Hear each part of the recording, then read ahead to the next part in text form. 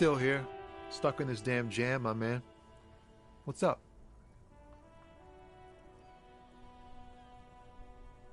Huh? Oh. No, I ain't got any money. The bosses, man.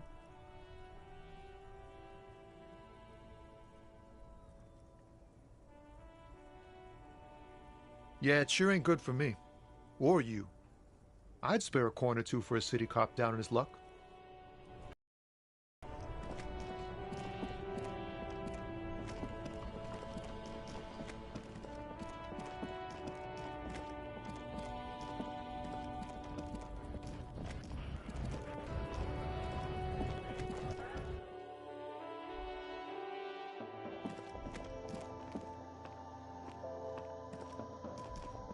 The tear machine your bottles clunk into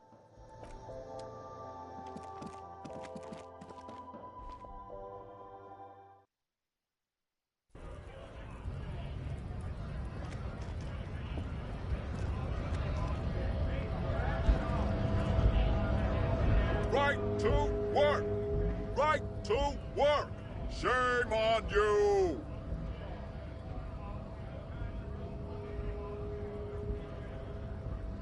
Things are busy enough. You're going to waste less of my time? The hulking man oozes stark skepticism. We were promised work. The physically impressive man tower has turned his attention. Honest man, we came here. I have a question. Why do all these men follow your leadership? You think they follow because I'm big?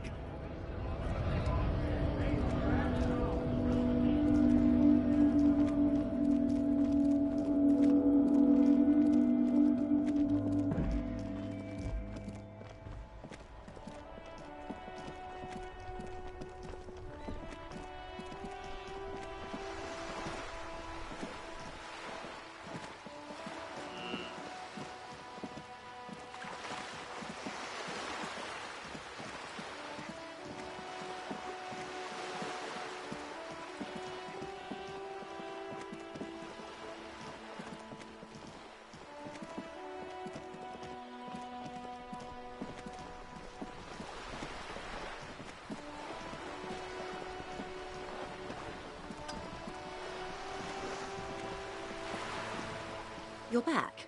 Good. What can I help you with? More lessons in basic reality? My favorite part of the day. Go ahead, ask...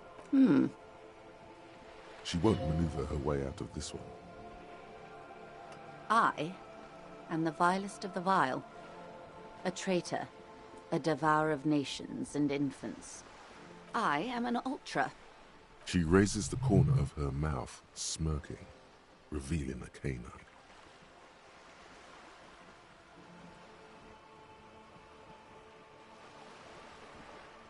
Yes.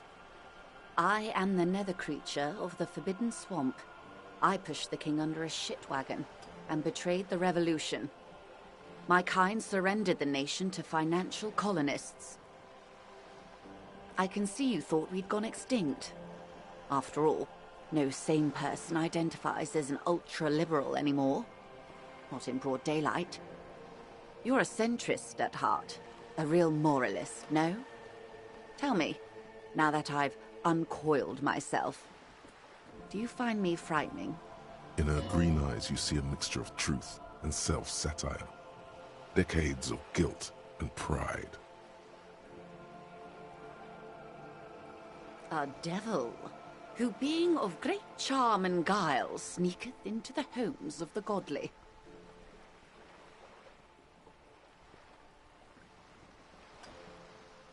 I'm afraid you'll find that every woman is a devil woman, detective.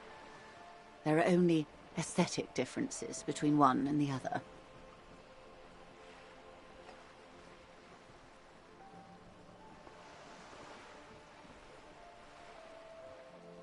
When the dust settled, the Liberals were the only ones left to clean up the mess. By virtue of their survival, they were handed enormous power to shape the future. This was all our last generation managed. With due respect to our overlords, the eternal caretaker government that keeps Martinez a monument to the efficacy of its artillery. While a gentle wind sweeps the streets in the rebuilt east, light drizzle washing it clean, lights go up and motor carriages circulate the tracks. I would not have relinquished sovereignty to the Coalition. Not here in Martinez, and not in the Stella Maris or Delta Beachheads either. If not for my own sake.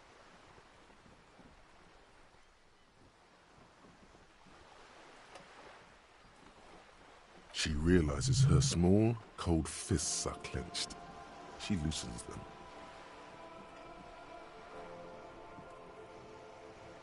Then for my daughters. We had an obligation to defend our sovereignty. We should have burned the whole Isola down rather than let them have it. Dark orange flames reflect in her green eyes. An oil fire on the ocean. Perhaps. My intellectual vanity will be my undoing. Yes, I suppose I am. But I wouldn't be a patriot anywhere but here. Seditious talk, man. Yes. Whatever else I am, I'm also a mother. And a wife. Now, shall we return to reality? A bird? A Sphenicid? A flightless bird of the polar regions? Some sort of krill hunter? No, wait. You're an ancient ruin. A symbol of hubris and decay. Of course you're not, my dear. I'm just terrible at guessing games. Ah. This is the pier of Rue de Saint-Ghislain, 33A, where the tenants have been kind enough to rent me a slot. Or two. A pre-revolutionary tenement. Old buildings are called tenements, you see. And new buildings, bâtiments. After les bâtiments nouveaux. This one used to be 8 to 10 stories tall. A real high-rise by the standards of the last century. Built to mirror the skyscrapers across the bay in the Delta. That was before the war, of course. Mostly the urban middle class, I believe. This was once primo real estate, before the cannons lopped 4 or 5 stories off. Splat, splat. You could be wrong. But from here it appears as if she's running the brush across her throat in a soaring motion. Wonderful.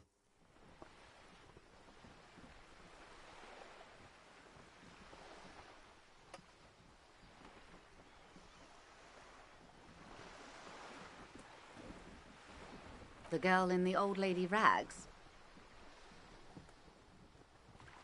Looks like a sullen and rebellious member of a teen infraculture. Yes, you and I belong to the supraculture. We're common, the herd. The music on the radio, the food in the chain restaurant, those are all too popular for the girl in the old lady rags. She prefers a fantasy world, an infraculture with its own dress code and vernacular. It is an illusion, I'm afraid. There is no refuge from the supraculture.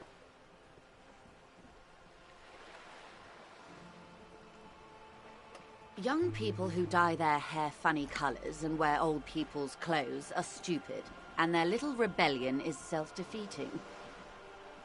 All right, what next?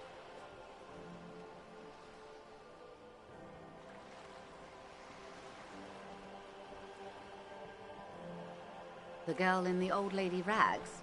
Looks like a... Yes, she prefers a... I can't. That's how simple it is. One may dye their hair green and wear their grandma's coat, all they want. Capital has the ability to subsume all critiques into itself. Even those who would critique capital end up reinforcing it instead.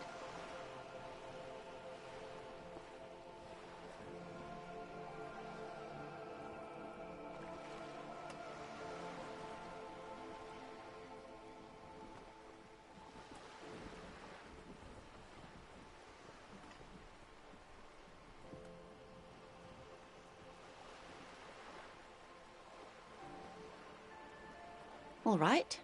What next? Glad to have been of assistance. The little that I know.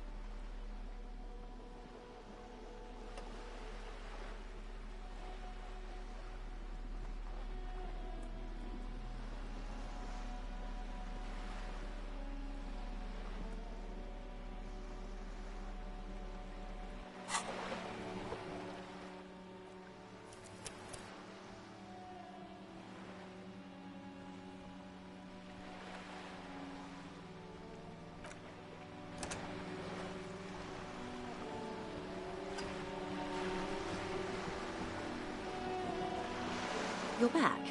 Good. What can I help you with? More lessons in basic reality? My favorite part of the day. Go ahead, ask me anything. What is all of this? The scent, the sound, the air. What world?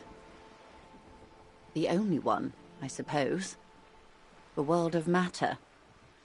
And its pale antipode. The camera of her mind glides over the surface of the water. Great bodies of water.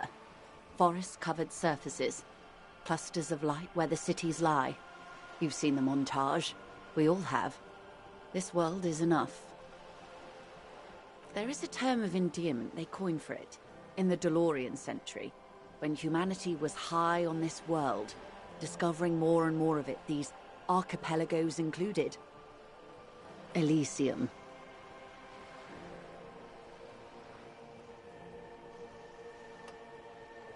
It does. There are those who would call it hell. A term of hatred that originates, like many such things, with the Mest petro-fascists.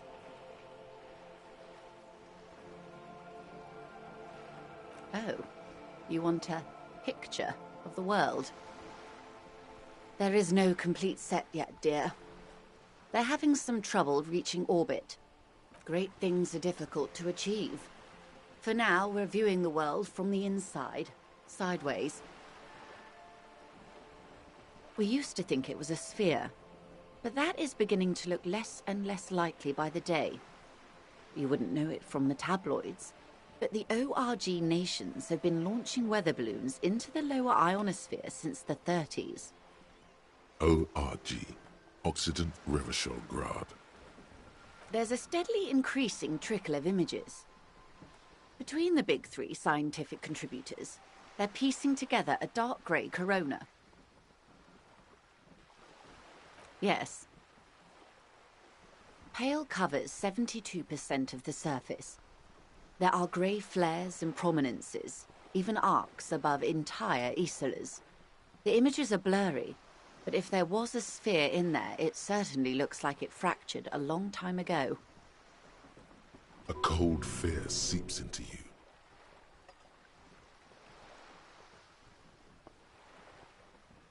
They say there is a rarefied envelope of matter surrounding the darkened disk of our planet. That is, if we are still living on a planet. Or, to speak more plainly, imagine vast swathes of land disrupted by nothingness. I am sorry, dear. It must sound quite terrifying through the acute encephalopathy. Even scientific positivism isn't entirely convinced about what we're dealing with here. But this is one of the greatest questions of our time. Maybe when they get the complete set together, it will jolt us out of our rut, bring us together, however naive it may sound. I don't know about things of that scale. My expertise lies in nations and trade routes, one or several layers below everything. But yes, we'll be fine. Don't worry. She does not seem convinced that you'll be fine. If anything, she's realizing how deep your condition runs. You may have misimagined it. I don't have the power to convey to you the effect and geometry of the images that depict our world from below low orbit. It's like the crowning of the world. It's insane. Very disco. You'd love it. See? Everyone finds something worth holding on to in this world. The cold seeps into you. The air is heavy with 80% humidity. Suddenly, you're conscious of yourself standing there, on whatever this all is. Your arms hang down by your sides. The lieutenant observes you both, silently. He adjusts his glasses. The Pale is not, technically speaking, part of reality. Yes. Also, I think we've had enough excitement for today. Remember, we have a cadaver to attend to. Of course, Lieutenant. Let's try something else.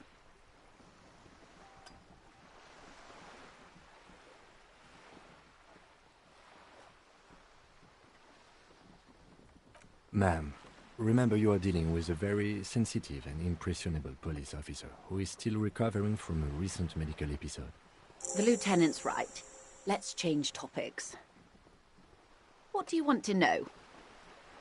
You could sneak back later when the lieutenant is not here, unless you can convince him to step aside.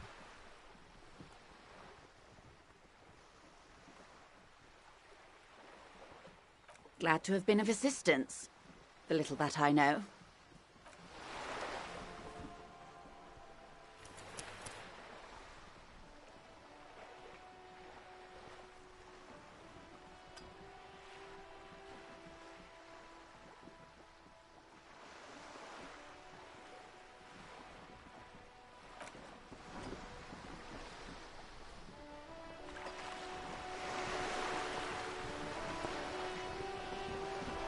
You're back. Good. What can I help you with? More lessons in basic reality? My favorite part of the day. Go ahead, ask me anything. It remains a mystery what you mean by this something close. This isn't about you.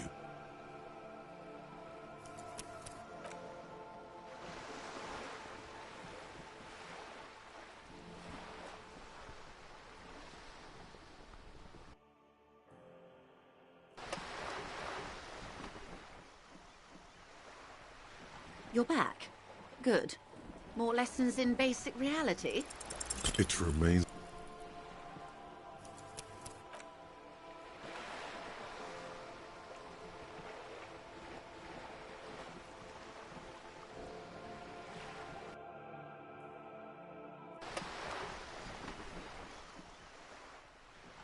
You're back. Good. More lessons in... It re...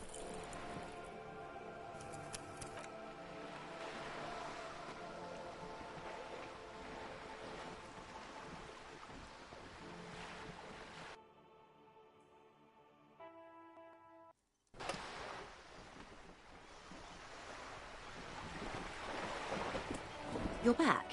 Good. More lessons in basic reality? 6 kilometers southwest, in the Valley of Dogs, Junior Officer Chad Tilbrook takes aim at a rabid black dog licking its wounds in the grass. To his left, his partner, Emil Mullins, whispers, "You heard what happened to Tequila Sunset in Martinez?" "Yes, he lost his mind," Tilbrook answers, fingers on the trigger. "Don't worry, Emil. He pulls it out slowly. Slowly now. He'll find it again. We always do. You? You're an officer of the RCM. Preciso Mundo. Nothing more nor less than the de facto law enforcement body of post-revolutionary Revachol, Detective. Yes, we are the Revachol Citizens Militia. Yes, that means not de jure. The RCM acts in what is poetically called the twilight of international law, both at the behest of the coalition government and to its chagrin.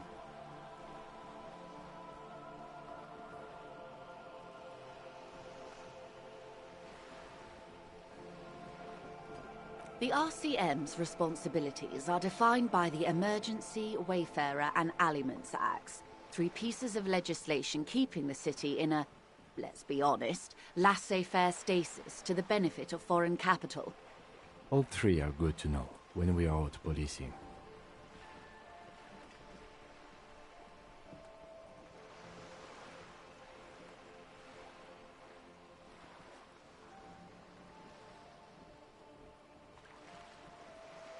There's nothing basic about your role, Detective. It's true that the RCM keeps everything the way our seemingly permanent, provisional rulers like it. Yet, on the other hand, I know these people. I deal with them daily. Let me tell you, dear, they are not fans of you. The post-revolutionary decade was a disaster for the coalition government. Revachol in the 20s was hell, especially on the west side of the river. Gang warfare, a botched privatization scheme, a nuclear pile meltdown. They called it the international zone because no nation wanted to claim responsibility. The RCM restored peace where the coalition failed. A true blue citizens' initiative. They will never forgive you. That's somewhat of an exaggeration. In reality, ours is a mutually beneficial arrangement. Revacholians get to keep the peace in Revachol, and the coalition doesn't have to worry about it. Anyway, sorry to intrude. Please continue. Yes, Lieutenant. Permit me to conclude with this. Who you are, to me, is the police. The only legitimate law enforcement authority in Revachol. And if those authorities drink so hard they need help recalling the basic terms of reality, well, I'm here to help.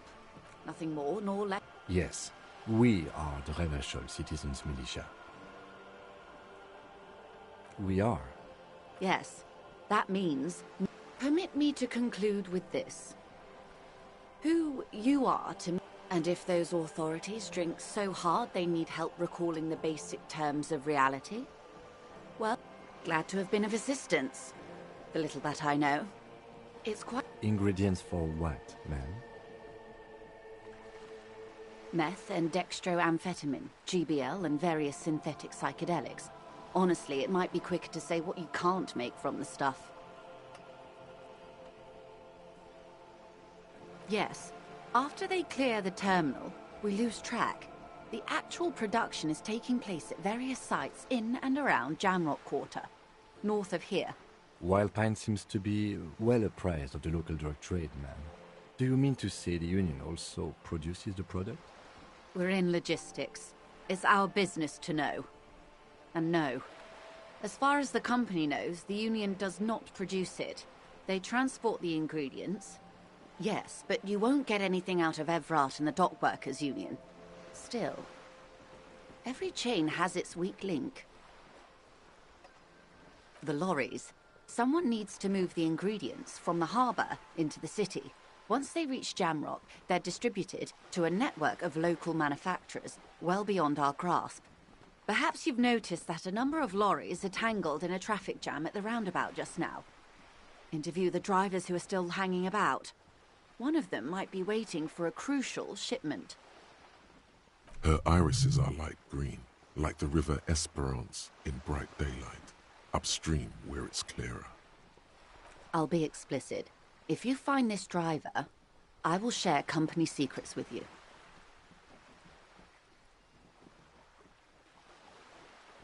No. We asked East Motor Track to raise the drawbridge. The road company is a partner of one of our subsidiaries. This is a limited time opportunity. Once the complaint has been processed by the trade committee, they'll have no choice but to lower the drawbridge, and the operation will continue. Thousands of litres of raw ingredients will pour onto the streets of Revachol. Not the east across the river, but the west. The vulnerable, the weary. A cold breath rushes in from the bay, making its way down the alleyways and potholed streets. From Martinez to Jamrock, in the traffic you hear the clinking of glass vials. A lot of it. It comes in from large Samaran factories in South Safre, Sigai, and Sinyao. The literage they must get from this terminal alone must be oceanic. Well, at least this solves one mystery. What is that, Lieutenant? Why I had to call East Motor Track and beg them to open a drawbridge for me. I'd wondered since I first drove in, on my motor carriage. I am sorry for the inconvenience, Lieutenant Kisaragi, but we need them trapped here. This is a unique opportunity. I'm sure you understand. How do you think they're financing this strike? There are thousands of unpaid dock workers going strong for the 4th month straight. There was a shakedown of local businesses preceding the strike. Many were squeezed to bankruptcy to fund it. With all due respect to these desert cacti, the contents of a few cash registers cannot provide for 2,000 men. The local businesses can scarcely provide for themselves. Precisely. Smuggled out of that very gate at night, most likely, then loaded onto lorries and driven to Jamrock. You simply need to find one driver who will open up to you. We did. On more than one occasion. Apparently, there's some sort of inter-precinct disagreement about whose jurisdiction this area falls under. We know the company has launched its own probe into the union's alleged involvement. We also know it's come up empty. It's not just the RCM. No one's been able to find any hard evidence. Well, here's your chance, officers. Yes?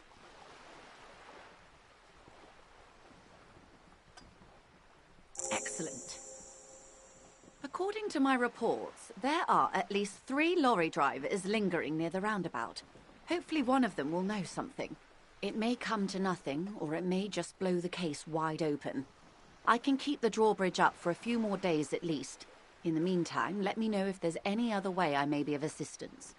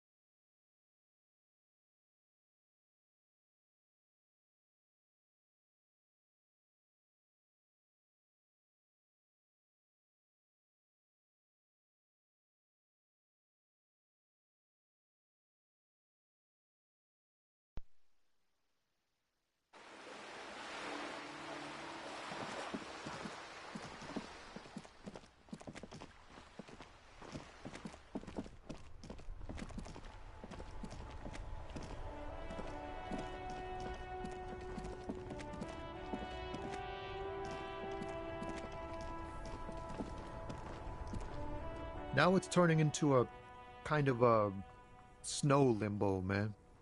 What's on your mind?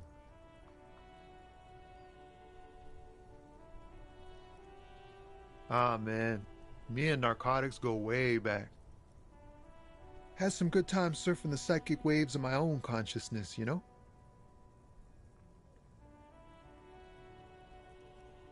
But those days are behind me.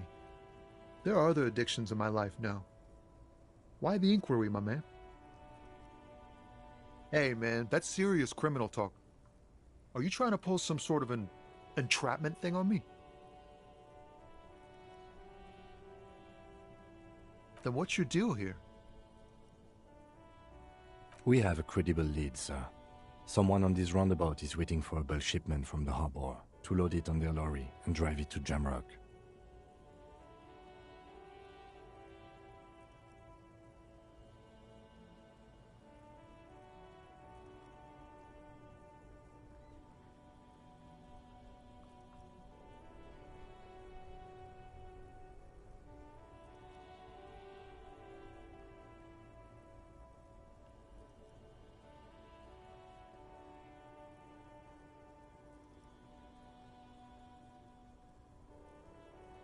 Not me, man. No way. I don't need any trouble. Shit's bad enough anyway. This jam's got folks up in arms, and I'm afraid it's headed toward a conflagration. Gotta guard the stuff. Bosses don't look kindly on missing cargo, and it gives me time to work on my rhymes. Look, man, I try to stay away from the criminal underbelly of Revachol. I'm a guest here. You really need to find another man to probe with those questions.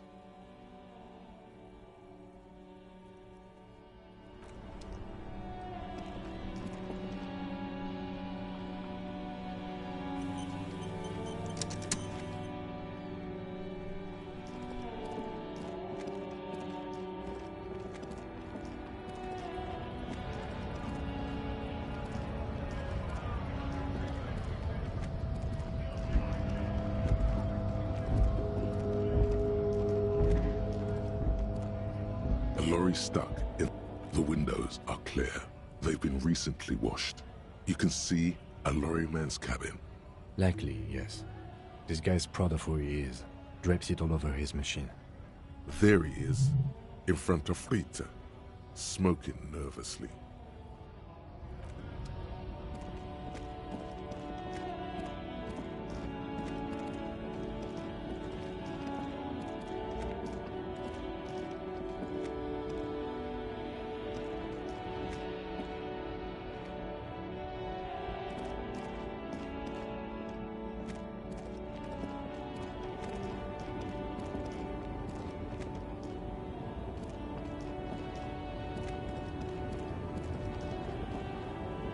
Lowman, you caught me at an opportune moment. This awful weather keeps me awake. You can entertain me with your questions. What do I need drugs for, Lowman? What I see, what I feel. The great adversary. No drugs can come. Yes, there is a protagonista and an adversario. I am on the side of the adversary. There's no coming back from that hole. If you don't know,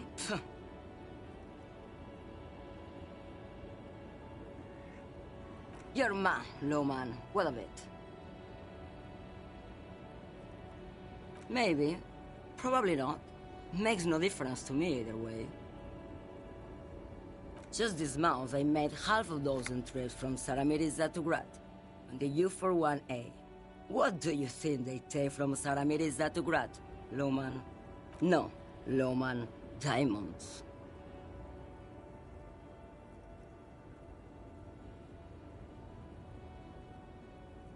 Easy. He's the skinny man who thinks he's a poet. Never trust a poet. Also, he's the only one I can see from here. That's correct. There is no visibility of any of the others. Diamonds are good for you, Lowman. You should try them sometime. Make yourself pretty like Eva de Zoras. Where do you want me to go? This isn't so bad. I can listen to music, or the seagulls. Look at all the colors and the features of this world. It's a good palate cleanser, this jamboree. Or I can just relax and let my mind carry me back where it will, to the Great Plains.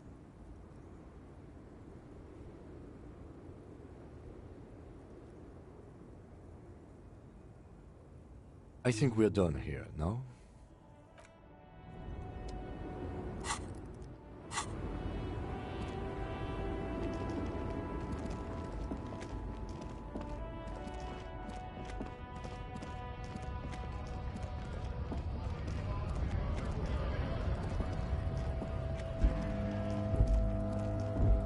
Looking for something, Hunt? Come to tell me to fuck off again? Drugs? They're shit, man. I don't let anything pollute my body. You know where that shit comes from? Sarah Miriza, Safre, Ilmara. They take the money from our local junkies here and then use it to outcompete us in the manufacturing sector. They know they can't beat us in a fair fight, so they have to get us to weaken ourselves somehow. It's racial sabotage, racial economic sabotage.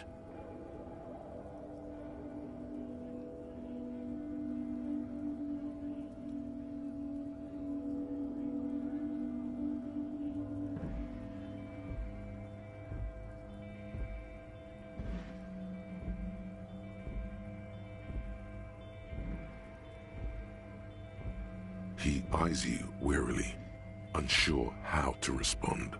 This goes on for about 2 seconds. I don't know shit. And if I did, I wouldn't tell you. What do you think? I can't leave the lorry unguarded. Stuff's been getting looted lately. It's those little kips sneaking around at night. If they touch my stuff... There was a bunch of spilled boxes in the back of a big lorry nearby. Yeah, I knew that guy. He was an honest driver who loved this country. We were having a good debate about genetics at the Wheeling in Rags when some Kip boys smashed his lock and took damn near everything. Since he left, I haven't had anyone to talk to.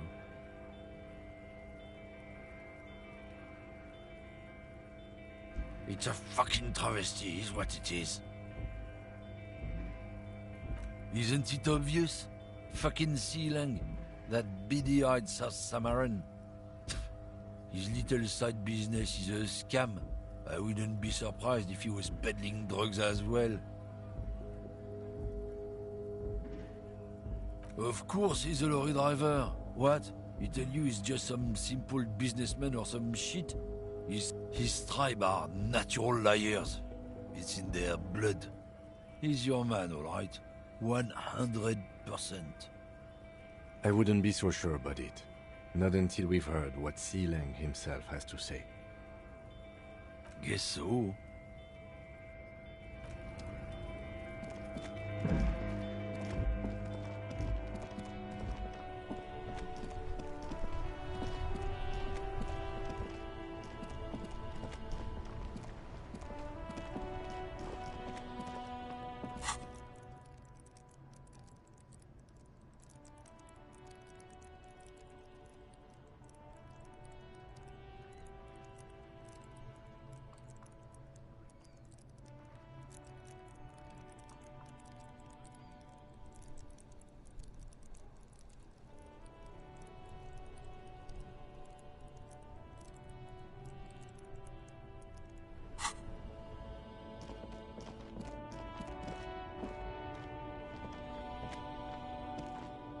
Everything's still cool here, officer.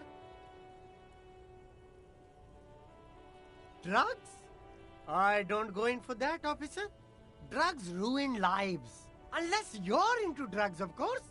In which case, drugs are excellent. Mwah! Tasty, tasty drugs.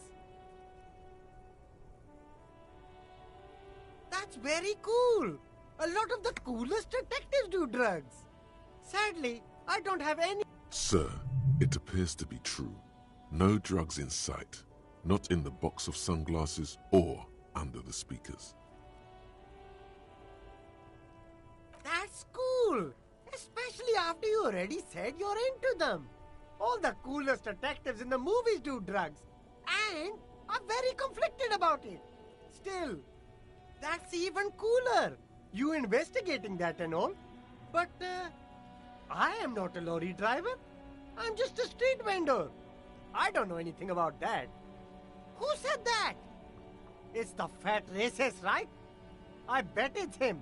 He has an agenda against me because I'm an immigrant who works harder than he does. He's a hater. So you admit you're a lorry driver? No, I just said I work harder and he's an asshole.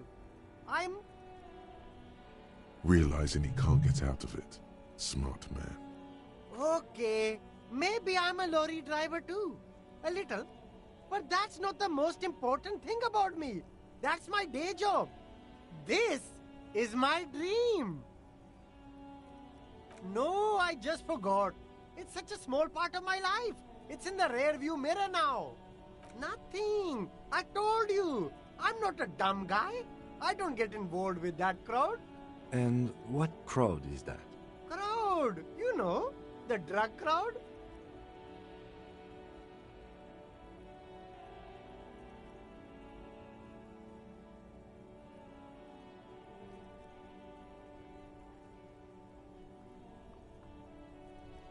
No use. He's not telling us.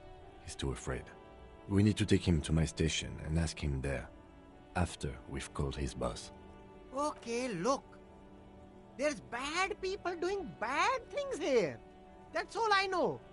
Please don't get me into this mess. I spent 15 years working my way up. It's a she, okay? The other drivers call her the lady driver. You're better off staying away from her. The way they talk about her, she's no lady. I don't know. Maybe. If she is, I haven't gone near her.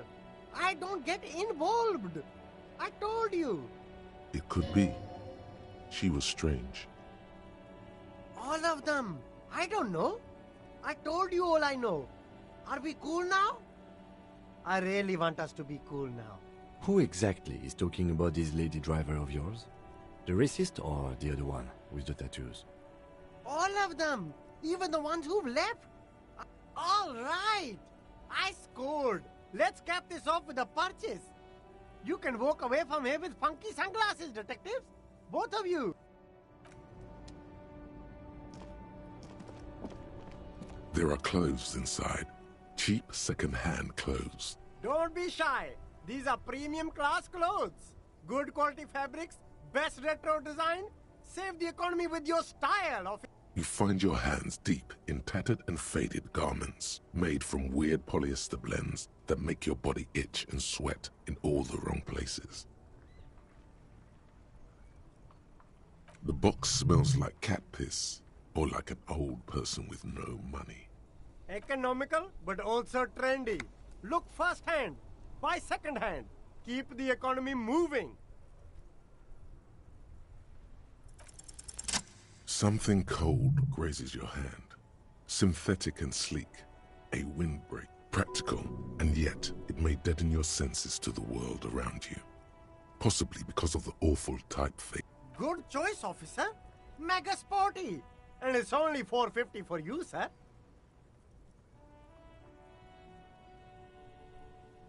Gotta prepare for springtime, right?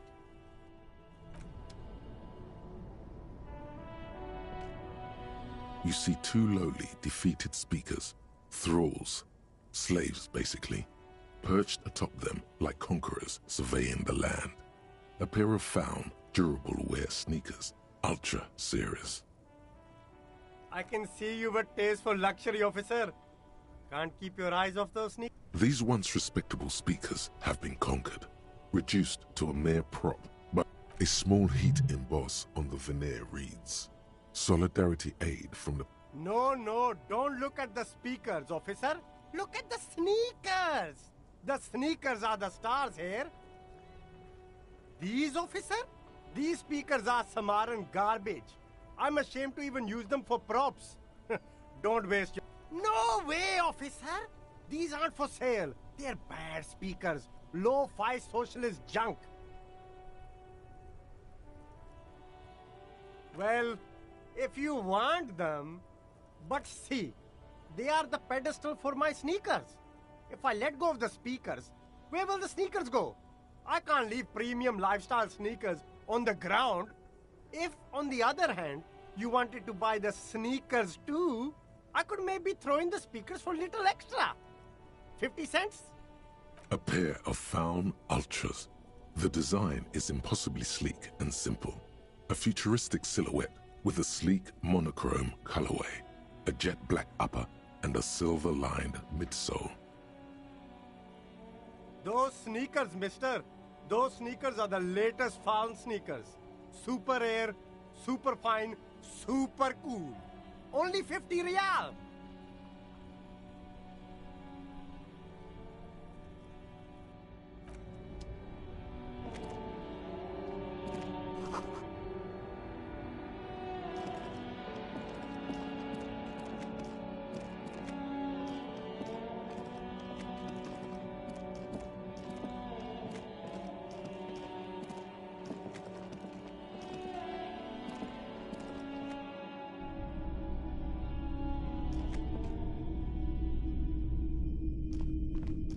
Hello again.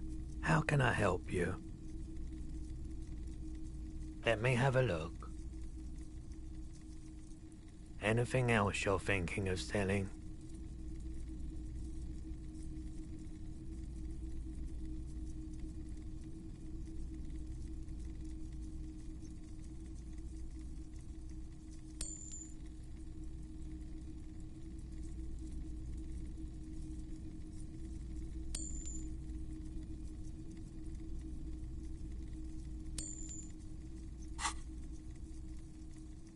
Another time, perhaps. Traffic? I'm sorry, officer, but I don't drive. Now that I think about it, I do remember hearing a thunderous noise the other night. Some kind of powerful electric vortex hitting the shop, and then moving on. That sure narrows down our list of suspects. He shakes his head, slowly. Someone else came here earlier today asking the same question. The lieutenant shifts from one foot to another, alert. You... With Kim here too? That just sounded really, really bad. You were adamant about getting rid of it, officer. Said you were undeserving of a service weapon of the Revachol Citizens Militia. And I don't like keeping guns around the shop for long. Off-the-charts photon emissions. The unhealthy kind. He's not telling you the whole story. It seems he's trying to spare you. You weren't quiet. You were very distraught. You said the gun was a threat to your life and that you can't trust yourself with it tonight. And that you need the money. When I said that I don't normally buy firearms, you put the gun barrel in your mouth and sort of sucked on it. Then I agreed to take it. Very normal behavior. You must have been in great shape. 15 real. The lieutenant looks from you to Roy, and then back to you. It's clear that he hopes this tableau might still turn out to be a bad dream. This has got to be the most. Wow. There's pity there too, in case you didn't notice.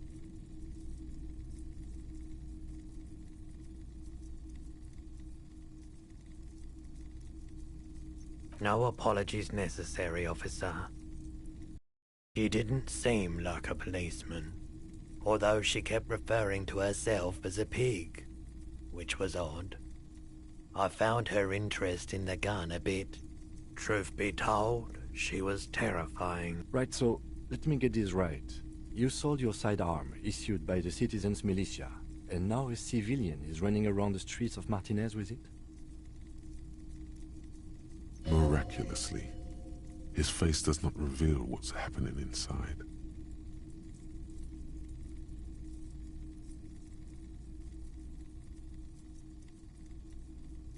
You're right that she could cast aspersions on the Force. We have to find her. My apologies, officer. A needle in a haystack. There is nothing you can do about it now. You...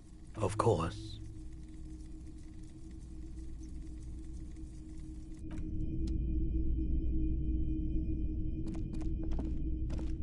Wow. A very large red t-shirt with an impressive print stands out from the other garb. Oh yeah, the print depicts a muscled man striding toward you, a giant sword in each hand, encircled by burning embers. Smells like worn cotton. Worn cotton with a side of flea market or trash bin. Sniffing is okay, but please don't try anything on. Can't have you leaving your photon emissions in the fabric of things you're not going to buy. You're not imagining it. Photon emissions? What is he talking about? Hell yeah, man. I don't usually carry printed teas, but this one was just pure exemplar. A fan? No, I wouldn't go that far. But I do think the Hjelmdalaman saga is an integral part of our shared reality. Most people don't think that the man from Hjelmdal really existed, but they're wrong. I mean, even if the man from Hjelmdal didn't exist before the adventure novels, the story... Okay. You sound skeptical. It's not that complicated. All that's required is a more robust understanding of cause and effect. Besides, I've been to Kotla, though not quite as far north as the Hjelmdal, and watched northern lights travel across the sky. Very unique, energetic tides there. Very, very unique energies, indeed.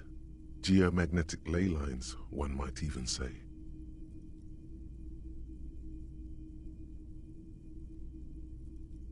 I doubt the real man from Hjelmdal was as poor a role model as the one in the popular literature. But yes, the books are very sexist, in a not entirely unenjoyable way. 2 real. That's dirt cheap.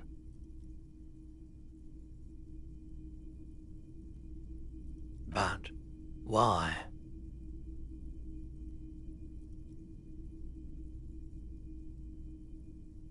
I deal in goods, not services. Welcome to Hjelmdal, officer.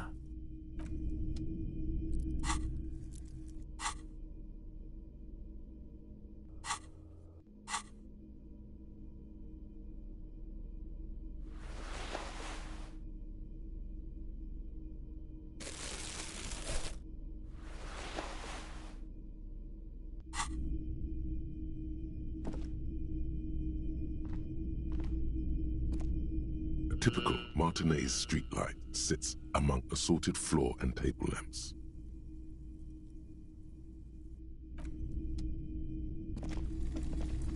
You see rows of toy soldiers guarding the rest of the trinkets displayed on the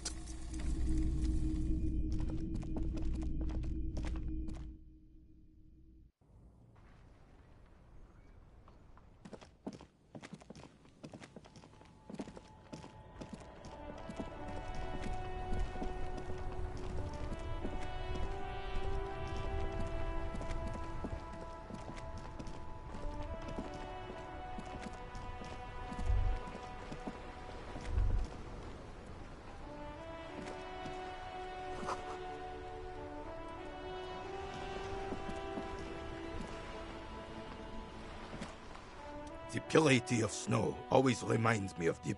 There's nothing for you to understand here. It is not heard if you are investigating. Revachol Fair of 91 in the Forberg district. A parade was held to honor Guillaume Le Lion's name day, and the Carabineers marched in the place of honor. This was the happiest day of my life.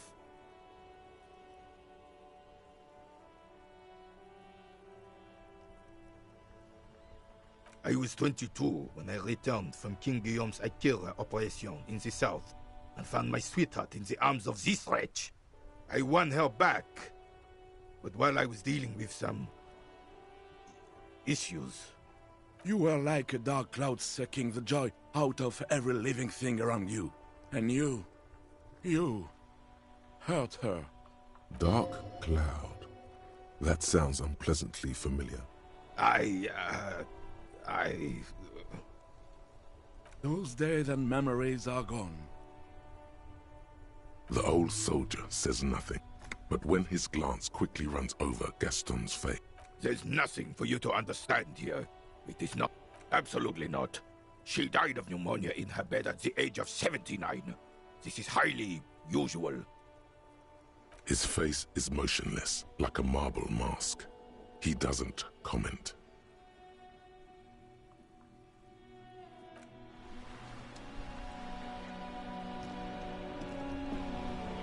Officer, the mere sight of police in Martin... Sweet, sweet Jenny. Of course, officer. Memories are all we have. Sure, officer. No, thank you.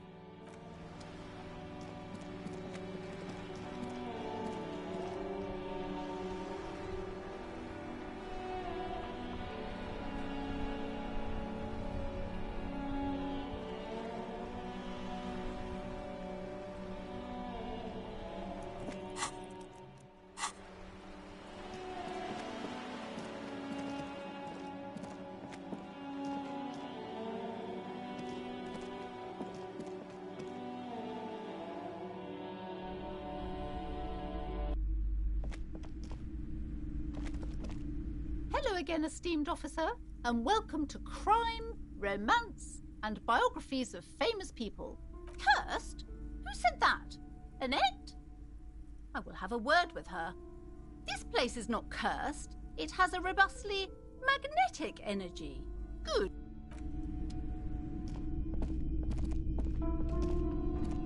You see a set of tattered curtains blocking the way to another room.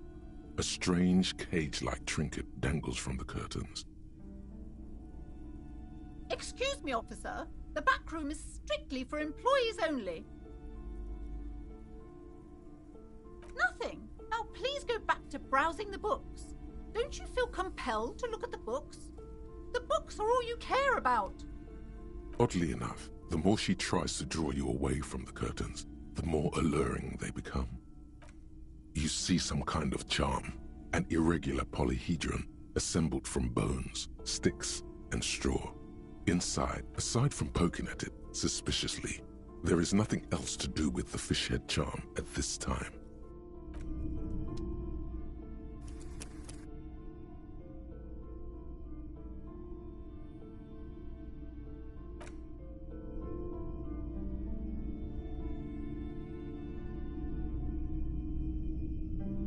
The curtains, tattered with age.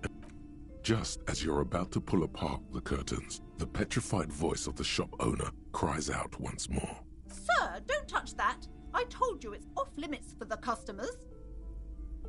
Parapsychologically speaking, we're done if you decide to open them.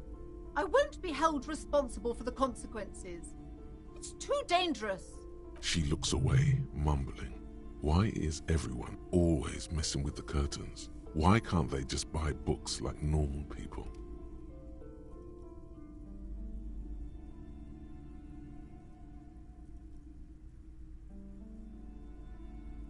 Why? It's not like anyone was killed there. I am sorry. I don't mean to be so impolite. Just please don't go there. I can't allow that. You'll only make things worse and unleash the powers.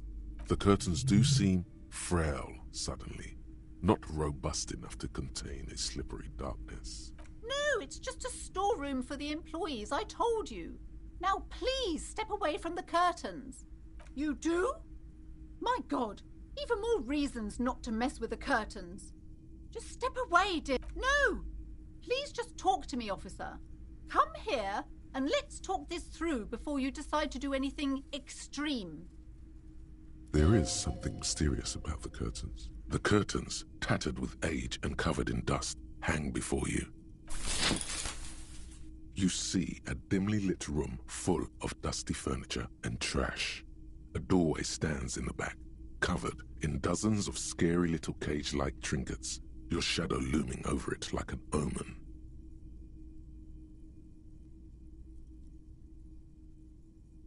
I warned you! You're unleashing forces beyond your understanding!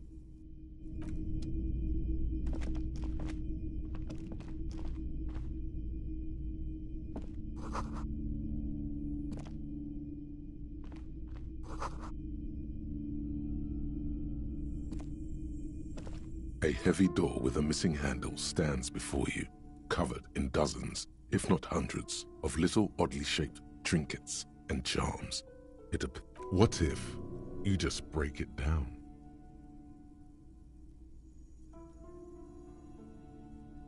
Only an echo, a hollowed-out, dark echo.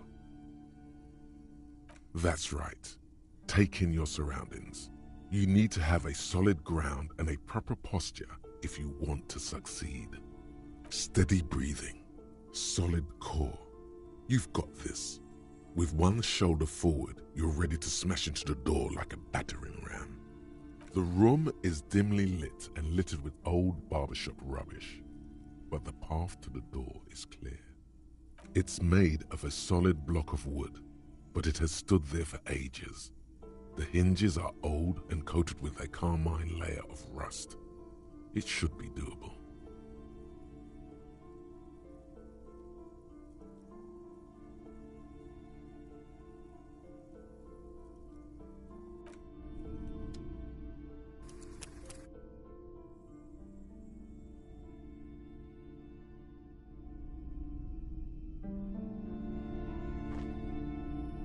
A heavy door with a missing handle stands before you, covered in dozens, if not hundreds, of little oddly shaped trinkets and charms. It appears to be locked.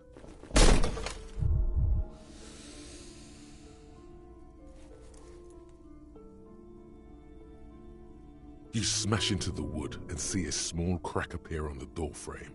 It's going to take one more try to break through to the other side, but you've done it. You're not thinking of trying again, are you?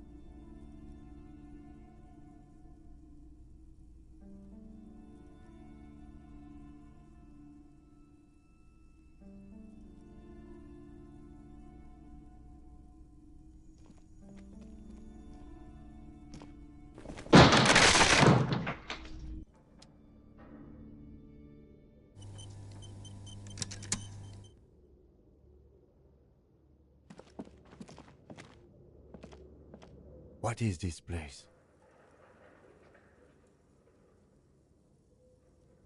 No, it's a gym. Though it looks like no one's been here in ages. I doubt the electricity still works. Good thing we have a flashlight on us. Don't forget to take it out of your bag before... Some specks of dust shimmer in a faint beam of daylight falling from the window. Other than that, the room is dark. An eerie feeling rises in your chest. Yes, because it's closed. No need to look for supernatural explanations where a banal one will do. Now let's move on, shall we?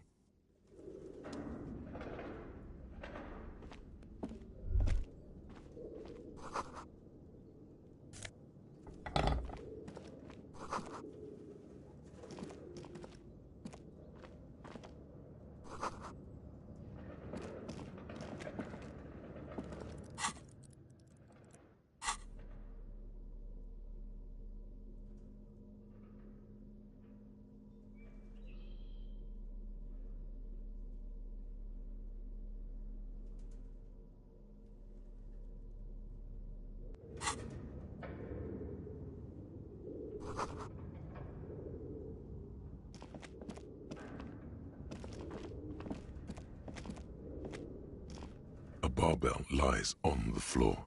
It's 60 kilograms. Your triceps hum at the sight of these weights. Show the world what kind of beast it's dealing with. There are no collars on the barbell. This is a safety hazard.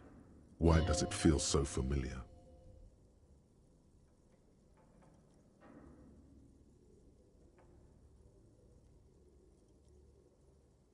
No, it's not that. It's the stale smell of rubber, the squeaky sound of sneakers, Your bruised knee, it's just a memory. A memory from another life. When you were young and fit. You're right. The weight may fall off. Better not touch it then.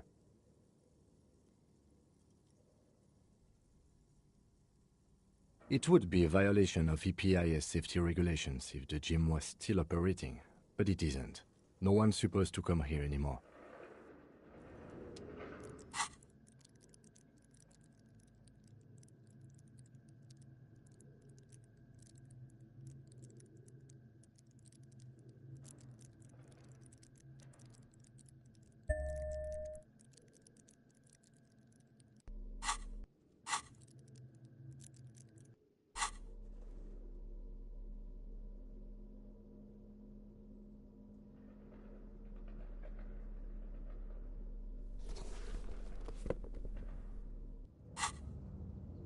The barbell waits patiently on the floor, like a dog for its master.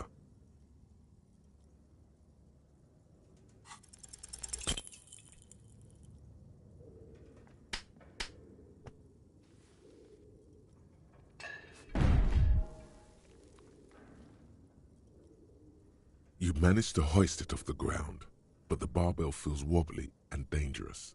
Your hands slick with sweat. Turns out you're no beast, just an old man with bad... Proper weightlifting gloves would definitely afford a better grip.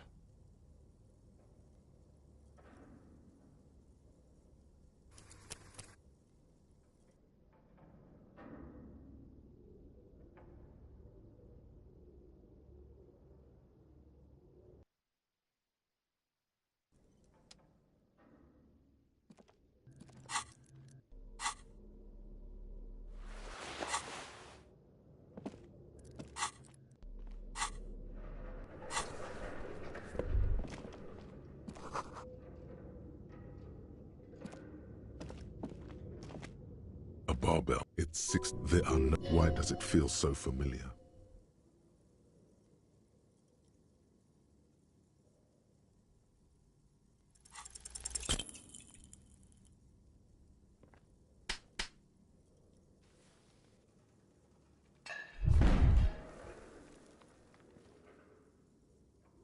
You manage to hoist it off the ground, but the barbell feels wobbly and dangerous.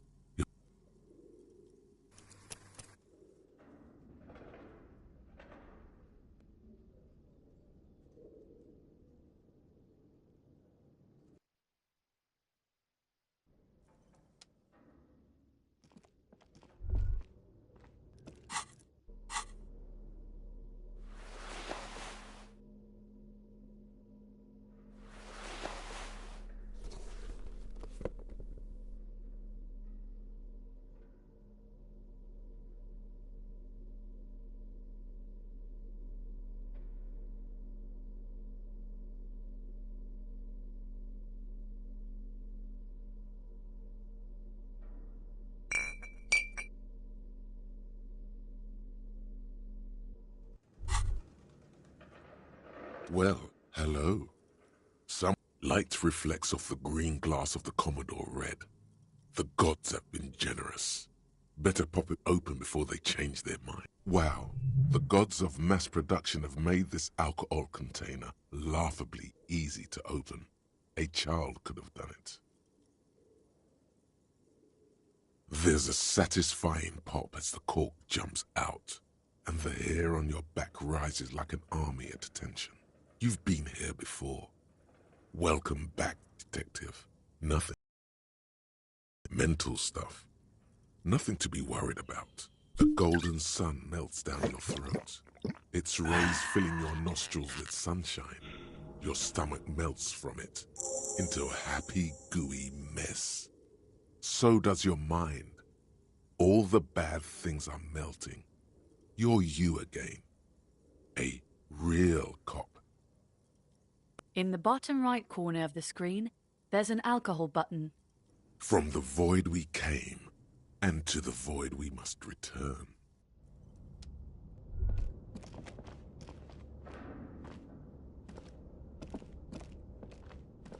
A barbell. It's six... There are... Why does it feel so familiar? You're right. The weight may fall off. Better not touch it then. No one does until they get smashed under the barbell. No, it's just a memory from another life. When you were young and fit.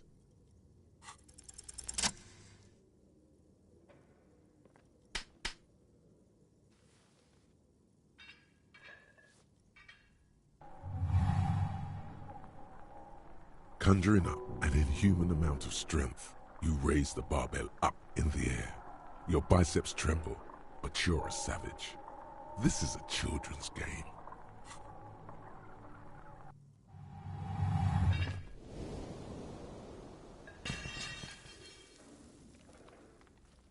A warm wave of accomplishment washes over your head as you drop the barbell to the floor. For a moment, it feels like you're strong enough to succeed at anything you ever set your mind to. Hey, but you're still in a ghost house. What if someone heard this? What if they know you're here?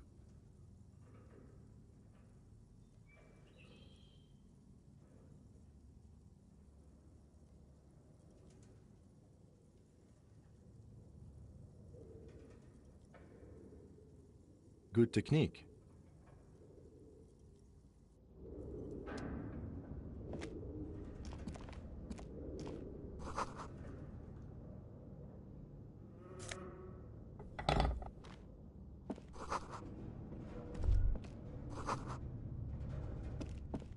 What is this place?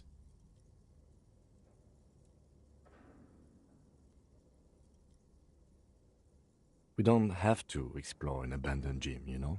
I doubt the electricity still works. Some specks of dust shimmer in a faint beam of daylight. An eerie feeling rises in your chest. Sounds good.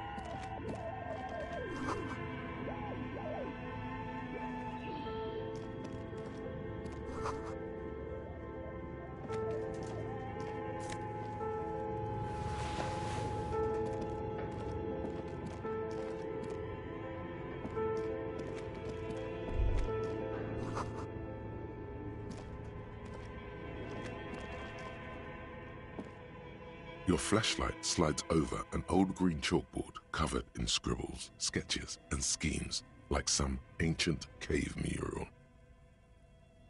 Some of the writing has faded with age, but you can still make out sections here and there. The handwriting is only partly legible, but you can still make out 3 slogans: Call in, Tune out, Wirral Untethered, and Heat Death of the Universe. The full text reads, Heat Death of the Universe is the new black. Another note says, the biggest advancement in role-playing systems since the 30s. Outside, a cold wind wraps the building in its bosom. Snowflakes in the wind. An old woman passes what the locals call the doomed commercial area. She tries hard not to look at the bookstore windows. It's unwise. This is a monthly calendar from the year 50. Cryptic words like sprint, daily minimi, and GPI span the marker-drawn grid, the grand scheme of production and money. It looks a bit like an academic calendar, only much more brutal. As time goes on, the numbers in the boxes grow rarer and rarer. The board becomes an empty snowfield in the final days. Only failure and regret dwell in this region. Looks like they didn't make it. A note in the bottom left corner of the chalkboard says, "The photo collage depicts barren, icy landscapes wrapped in perpetual night. You see permafrost and glacial landforms, dead trees grown in under the snow. Entire oceans have been frozen from shore to shore. There are pictures of settlements on dried-up riverbeds.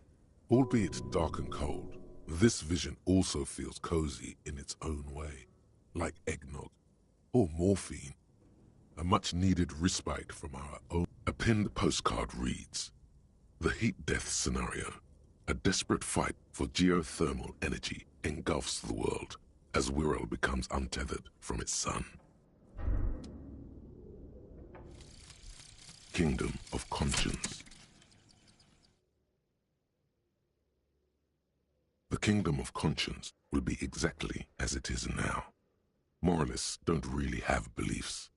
Sometimes they stumble on one, like on a child's toy left on the carpet. The toy must be put away immediately, and the child reprimanded. Centrism isn't change, not even incremental change. It is control over yourself and the world. Exercise it. Look up at the sky, at the dark shapes of the coalition airships hanging there. Ask yourself, is there something sinister in moralism? And then answer, no. God is in his heaven. Everything is normal on earth.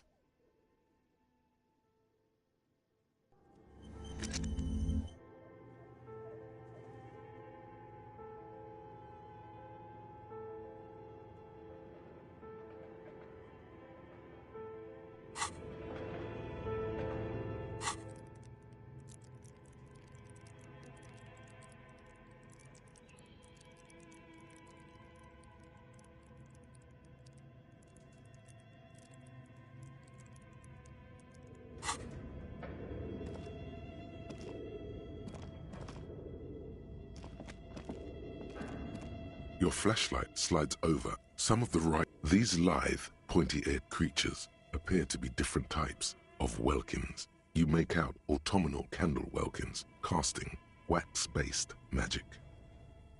Translucent welkins with organs shining under their skin, and even ether welkins hailing from the vast emptiness of sidereal space. Who are all those creatures? One of the welkins, towering among the rest, appears to be different, however. It's Vara Hamira, a high welkin, his face white and scarred like cracked marble. This is clearly a welkin supremacist. The note says, all non-welkin races will be purged. The Haldor, the Twarg, the humans, and even headless men, all of them, purged. Imagine a world filled only with welkin. Green welkin. An inordinate amount of time has gone into drawing these little welkin creatures.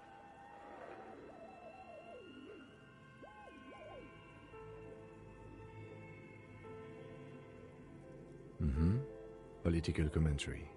That one has a great beard, too.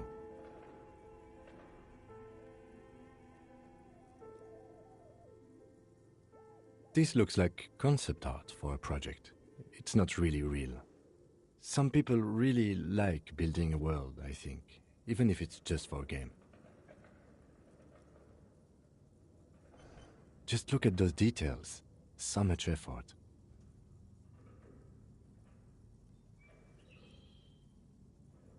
And for what? All gone.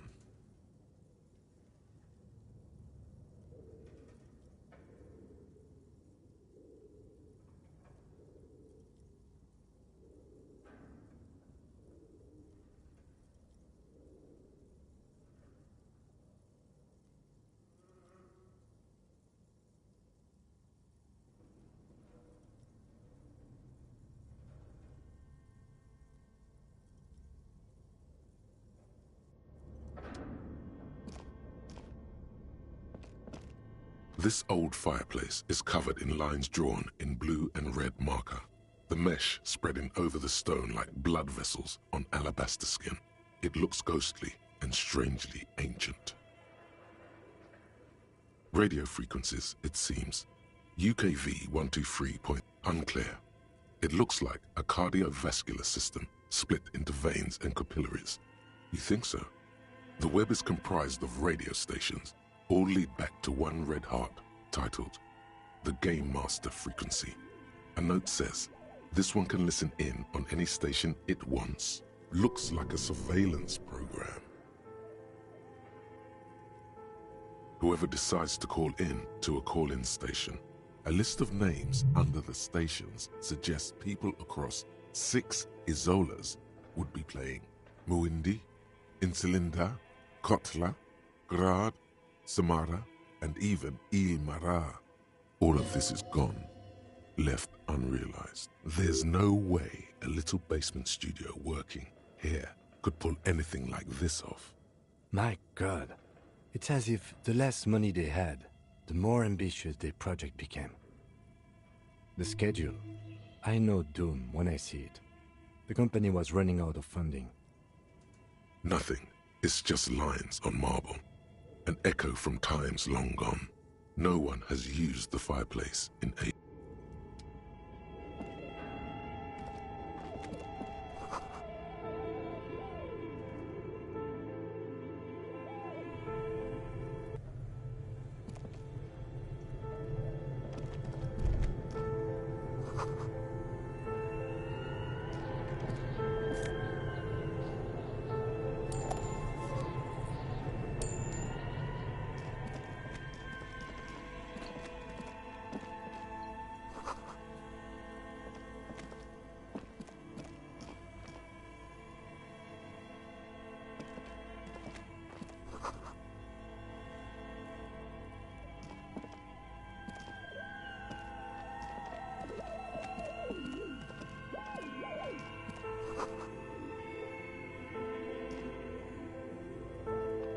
A few bricks have fallen off, revealing a compartment behind the wall.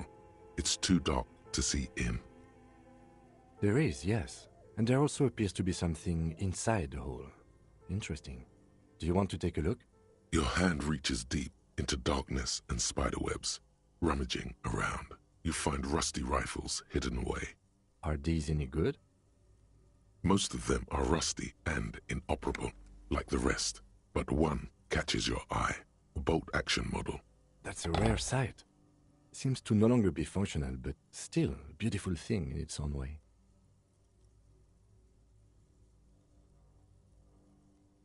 Seems like an old bunker from the revolutionary period. Look at all those rifles. Must be an old weapons cache. It means there are firearms, albeit inoperable, still lying around in Martinez. It's an interesting coincidence, I would say. He likes this find.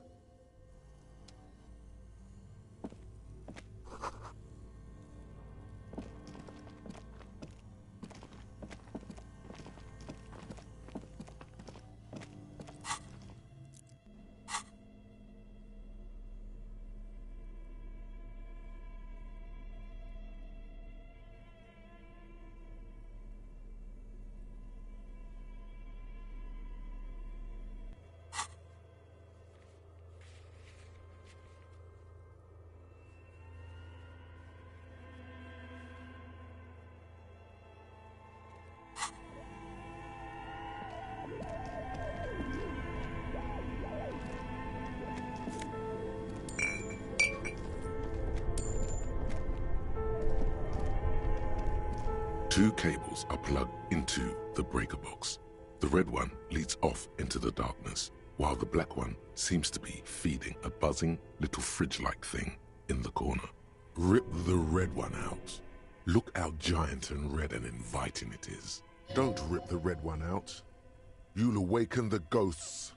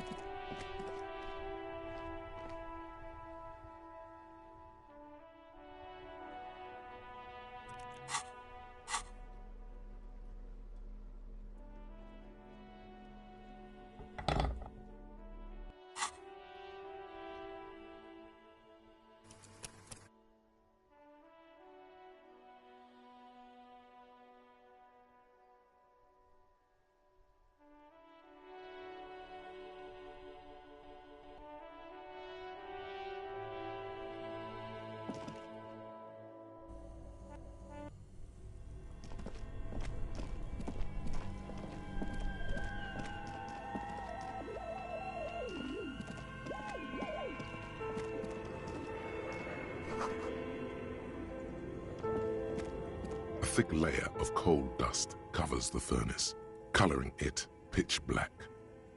Looks like this furnace has a face, and it's a face of agony. Looks like it. Looks like an old central furnace used to heat the building. It's connected to the chimney. No one has used it in ages. No signs of any recent fire. It's dark and grimy here. In the darkness you can hear chatter. It's coming from above. A voice or several voices talking to each other. Near the smoke chamber, upstairs. The echo is so prominent, it's impossible to discern. What are you doing?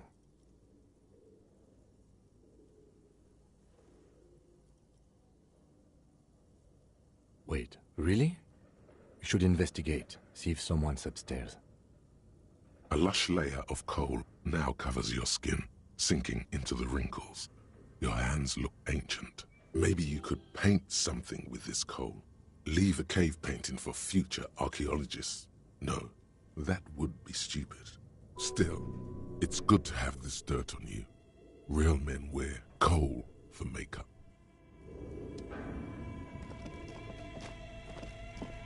You see a terrifying ice bear with a strange compartment in its belly. The door is covered in frost, and the bear's eyes are glowing red. This ice bear is a hyper-carnivore. Be careful. The lieutenant doesn't answer. His eyes are glued to the animal. A sharp slice of light, a gust of freezing cold air rushes to greet you. You hear a low grumble as the lieutenant takes a peek inside. His hand has found the holster of his gun. Of course, just a giant ice bear-shaped fridge. Let's take a look inside. The shelves are empty. All you see are crumpled ice cream wrappers with the brand name. You pocket the note and the little fridge magnets keeping it on the door. A friendly cartoon bear smiles back at you from a glossy cellophane wrapper. It looks nothing like the fridge.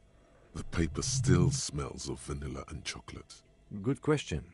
It looks like an ice cream fridge. Somewhere in the past, it's summer. 5-year-old Fifette lets go of her mother's hand, change jingling in her pockets as she hops towards the ice cream stand right across the plaza. As she makes her way to the market stall, the girl starts crying. A ferocious ice bear is guarding the fridge, its paws raised to ward off any potential customers. Her mother rushes to soothe her, but Fifette doesn't want ice cream anymore. She just wants to go home. The ice bear stares at them as they leave the plaza. I know. What an unfortunate marketing choice. What is even worse, the bear is still costing them money to this day. The fridge buzzes with energy.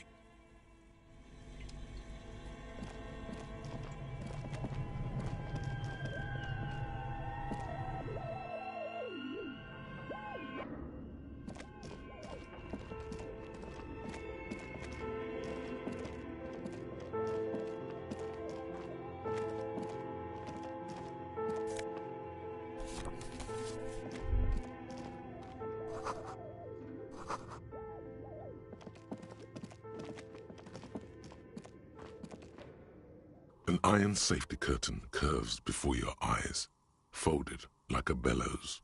It covers half the room, blocking the way into a colossal industrial chimney. This is directly above the central furnace in the cellar. The voices probably came from here. What an odd thing to do. Nothing happened. Still nothing. Those curtains prove to be surprisingly sturdy. Your fist hurts now. There must be another way to wake up whoever is in there. As before, this is directly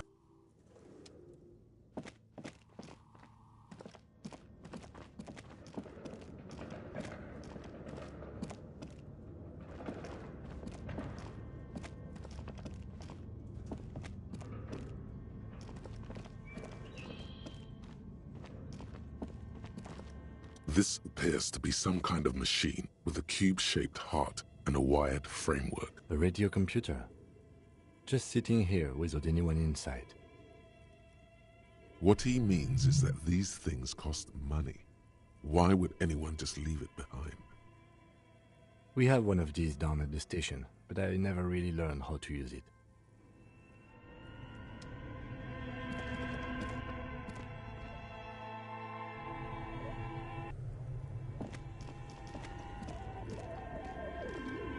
A thick layer of coal dust.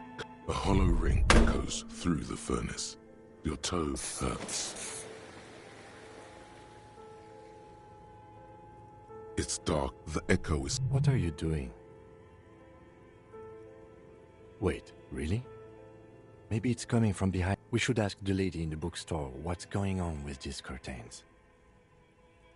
It's dark. The echo... What are you doing? Wait, really? It feels safe to know that the lieutenant's got your back. This sounded real, not imagined. Bent metal, broken glass.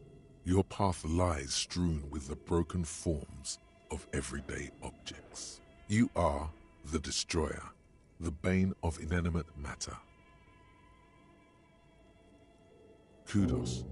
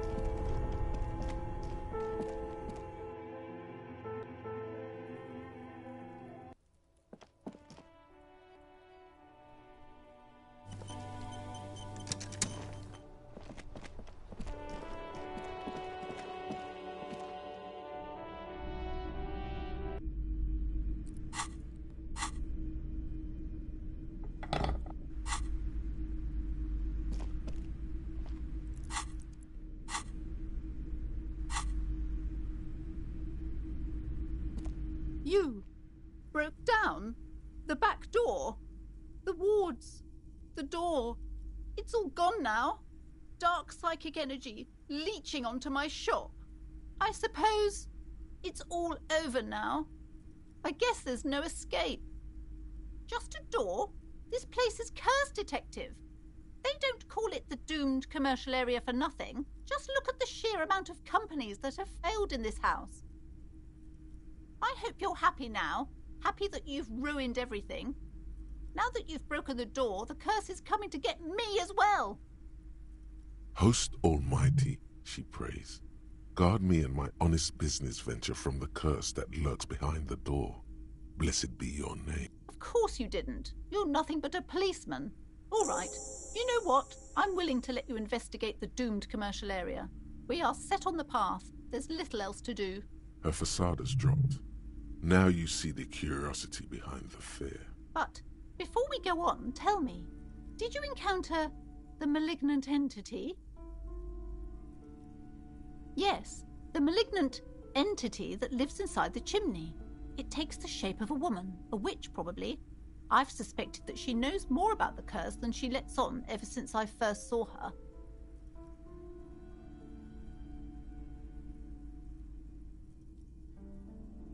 Yes, that chimney is part of the building's central furnace, and it's enormous. She has barricaded her some unnatural magic, I assume. You should go find the entity and ask what happened to all the companies in the building. And do return to me after you've talked to it. I'm quite anxious to know what she has to say about the curse. If you're really interested in cracking this mystery, then we should go back to the furnace. Maybe you could yell into it or something. Make some noise. Despite his cool, the lieutenant's interested in solving this mystery too.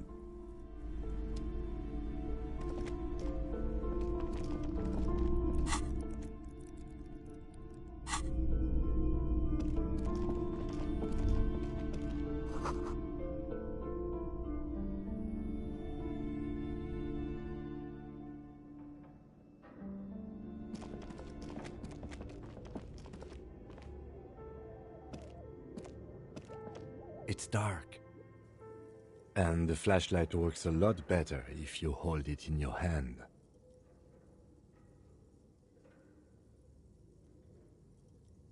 Right. Now let's get to it. Some areas are...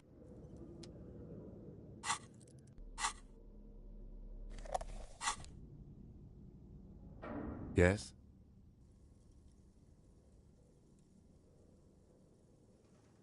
Me? I don't see how my life is pertinent to the investigation. That's a fair point.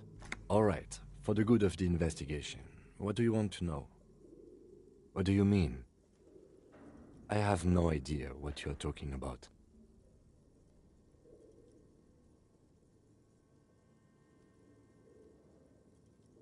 I can't say that it does, no. When I need to think, I just use my notebook.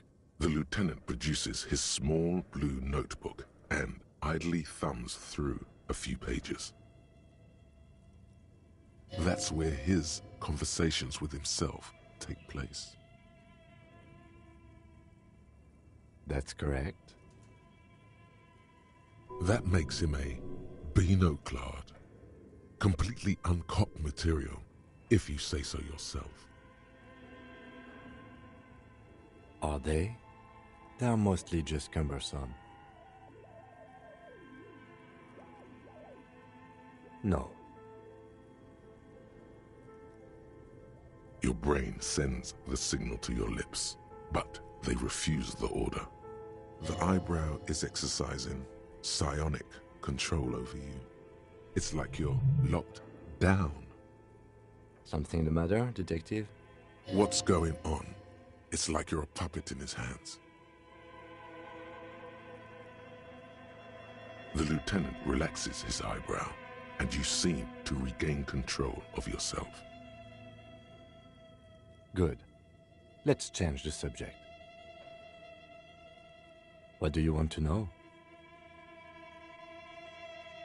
No, it's not a particularly mystery. The deceased is a security guard for a corporation involved in a labor dispute. It doesn't take a DeLorean polymath to put the pieces together. I just don't see the case getting more mysterious than that. There was some interest in this case at my station, but not for the reasons you have in mind. You seem to wish there was Yes, it just so happens there's a beautiful blonde 19-year-old woman at the heart of this case. A rich one, in fact, part of a murder sex cult. That's commendable. Was there anything else? He's basically challenging you to sex it up with some lurid twist. Don't get right into it. Sit on it a bit, then hit him with it. Maybe you can tell me what you do know to help me narrow it down a bit. Then you are not that far behind, actually. Do you want me to brief you? 3 days ago, the RCM Emergencies Desk received a report about a security guard who was found hanged in Martinez. An anonymous caller said there was a dead body behind the Whirling in Rags hostel cafeteria. The cadaver had been there for 4 days. No one had come to investigate.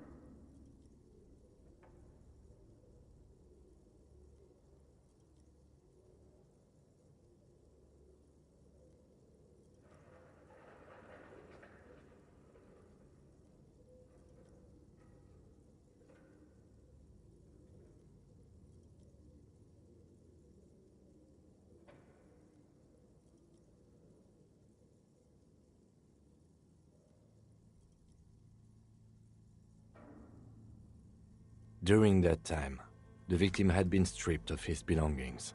The caller did not identify him, but used the word lynching. They didn't identify themselves in any way. The tone was muffled using a device of some sort. There's a strong prejudice against involving the RCM in what's seen as union matters. The Dock Workers Union. Just to be clear, we are police officers. It's our job to find the killer. That's the case. Good.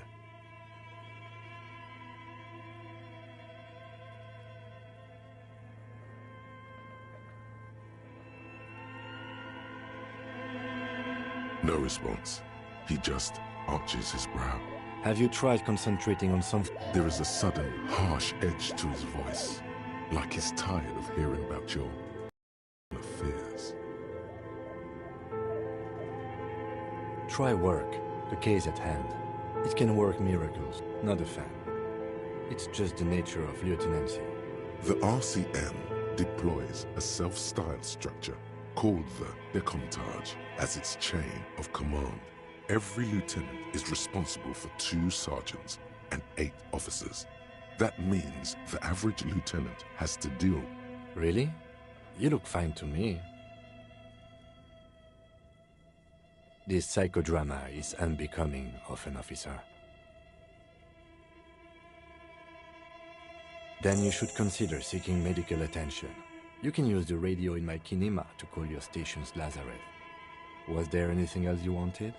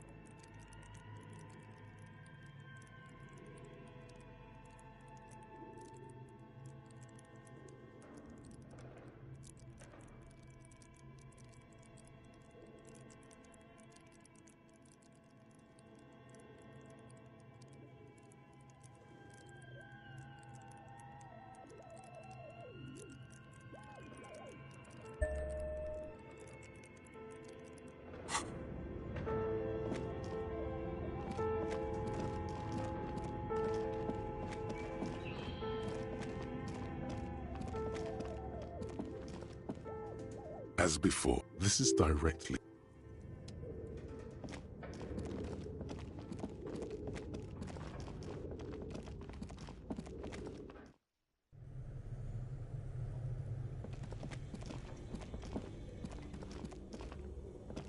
A thick layer of coal dust covers the furnace, coloring it pitch black.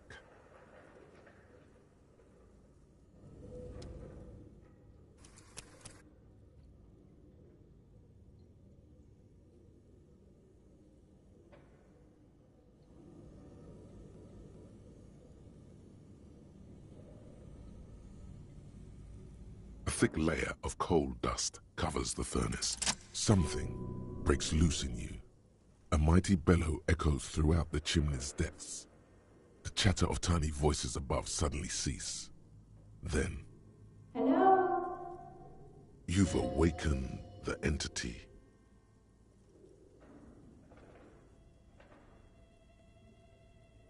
Hello? Did you say anything? I can't hear you. Please come upstairs. You hear a low rumble upstairs. After you, officer.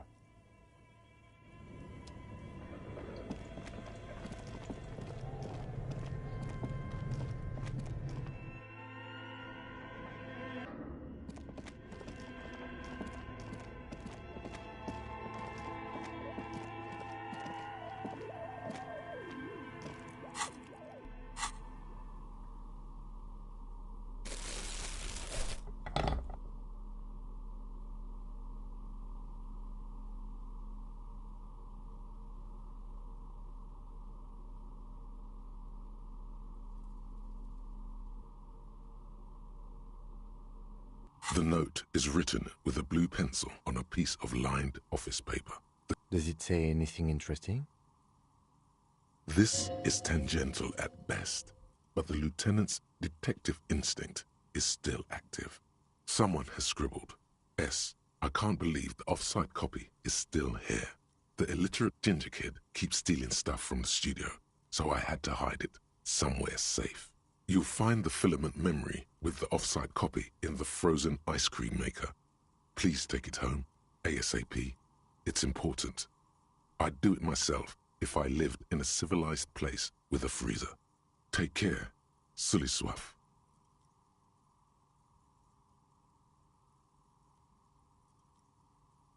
Really? You don't have a single guess? Oh, I'm sure that child would love to get his hands on a filament memory. Even if he doesn't know what to do with it, he'd probably try to pawn it for speed, based on our encounter. Someone who owns a radio computer? My guess is as good as yours, officer. It belongs inside a radio computer, storing its memory. It's like a tape. You listen to disco tapes, right? It's like one of your disco tapes, only for a computer. It's like the production schedule you found.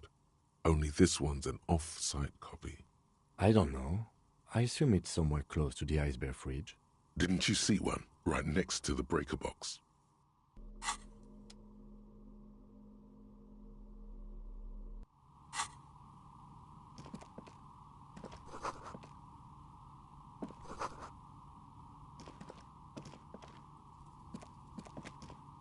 Hello, I'm Nia.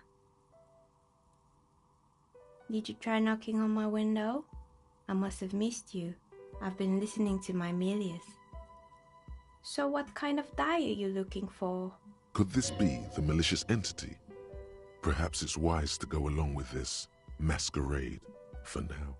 She's got a direct view to the backyard. You should interrogate her about the lynching. Yes, Amelia is like a call-in station. You need a two-way radio to access one. That's why I have these. Mostly, they just teach you to swear in different languages. But some of the stations can be quite interesting. I was so absorbed, I must have missed you knocking. Then how did you get inside? By the south entrance? You know what? It doesn't even matter. What matters is that you're finally here. Let's talk dice. I'm a novelty dice maker. Tell me the name of your role-playing system and I'll make the die you need. That's why you're here, yes? As she speaks, her bone-like fingers fiddle with a ring. Her bones light, but her hands strong.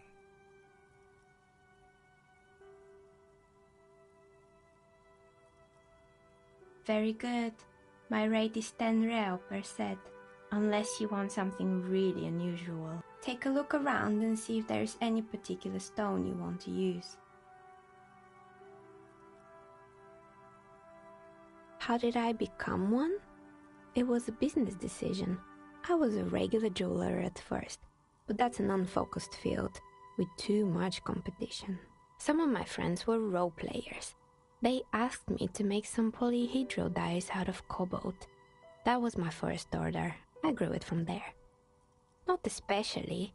I like working with rare materials and a steady pay. She's thankful for the security they provide her. Nothing really. Who cares about the dead body? We might be dealing with a malignant entity here. The lieutenant looks at his notebook. Then, the woman under the large window. Your window looks directly onto the courtyard. You're saying you didn't see or hear anything unusual last Sunday evening? I'm sorry, detective, but as you know, I usually have my headphones on when I'm working. It shuts out most of the daily ruckus behind my window.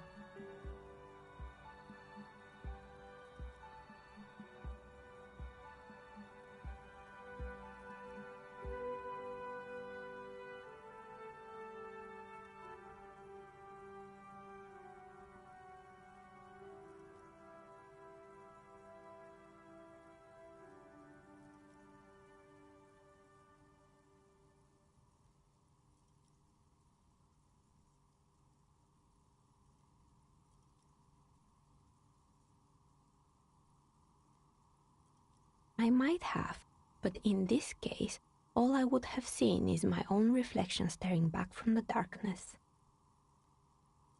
It's really hard to make anything out in the yard when it's dark outside. Besides, I rarely get up to look out the window when I'm in the zone.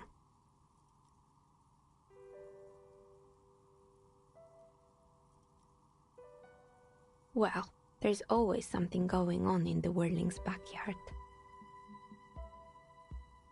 During daytime, there are usually those kids, and lately I've been seeing a lot of drunk workers hanging about. Must be because of the strike. But I never saw anyone during that fateful Sunday night, I'm afraid.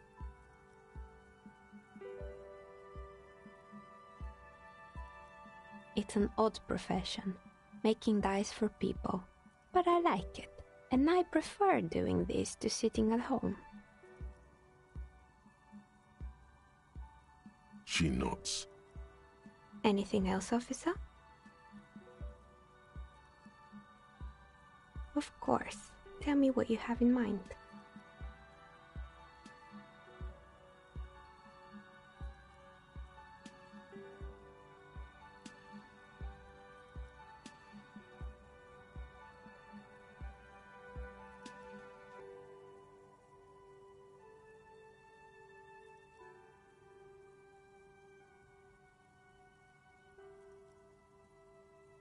A star that fell from the firmament? Those cost more than 7 real. Are you sure?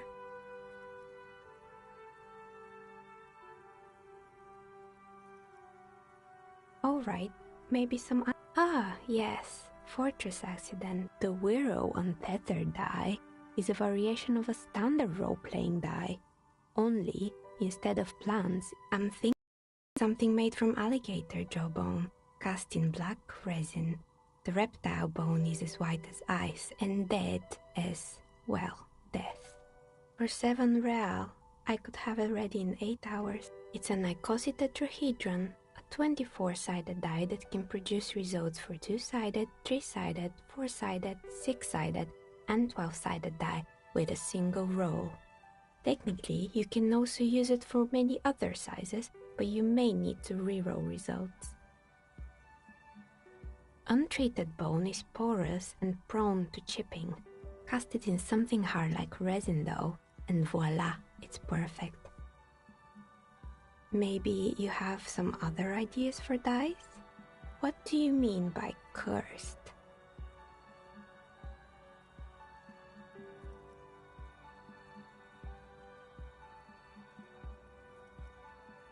Alright, how about I surprise you?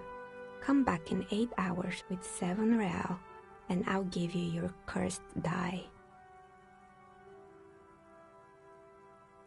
Maybe you have some other ideas for dice?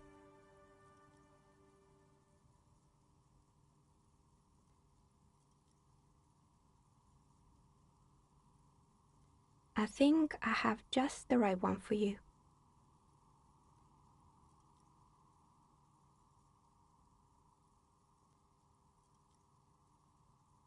Police colors. Not the most original, I know, but sometimes the obvious choice is obvious because it's best.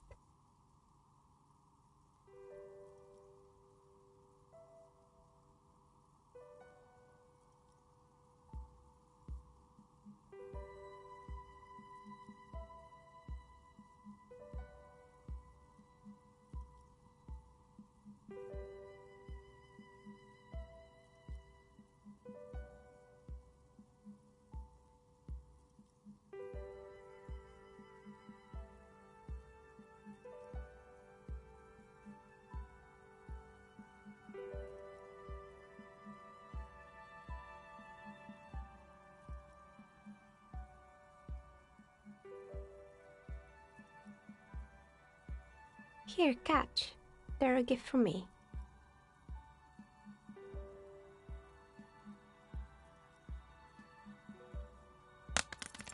You overthink it.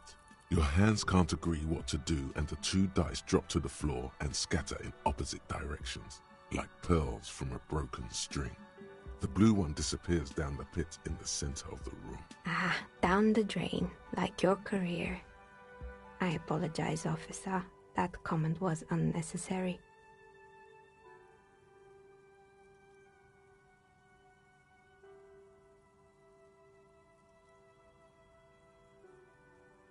That one is made of bloodstone with a lapis lazuli inlay. The other one was the inverse. They were a set, you see, but now the set is broken. It's a shame. They might have brought you luck. You definitely need luck in Martinez. Is she pitying you? Good God, she's pitying you. Now, was there anything else? We're inside the chimney of an old central furnace. It's strange, I know. But when I arrived here, all the other rooms were taken, so I had to build myself a makeshift home.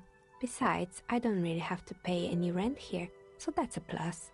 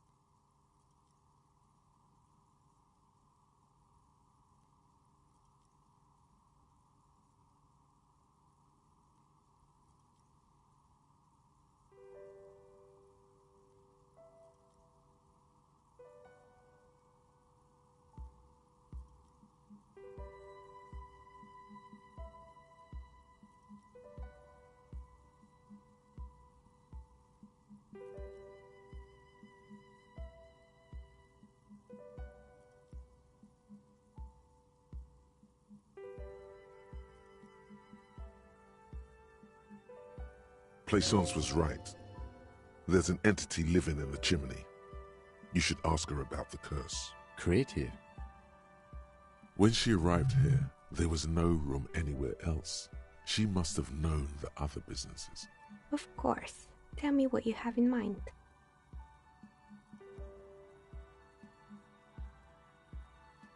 How about an amber dye? Alright, maybe some other dye then?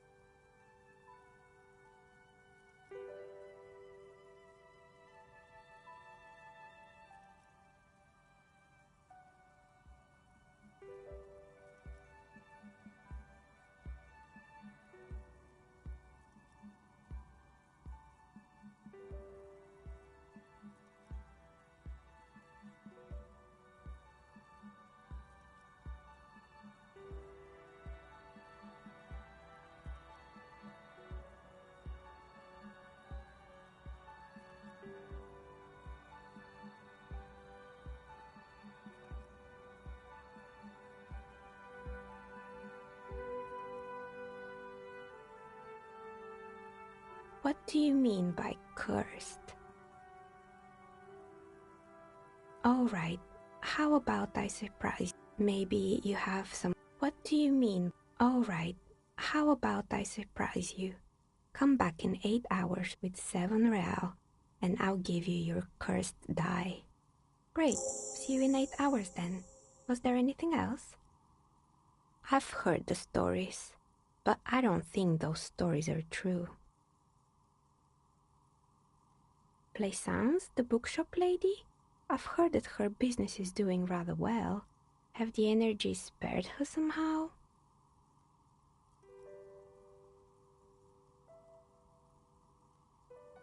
All right, but it's not just the bookstore that's still up and running. What about the whirling in rags? Some people say it's part of the building complex.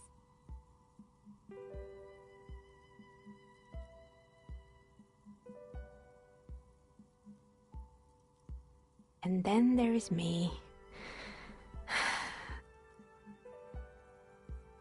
I've been here for 14 years, selling novelty dice to role-playing enthusiasts. Not exactly a million-real business idea, yet somehow I've survived despite the talk of malicious energies. It's because she's in cahoots with the demons.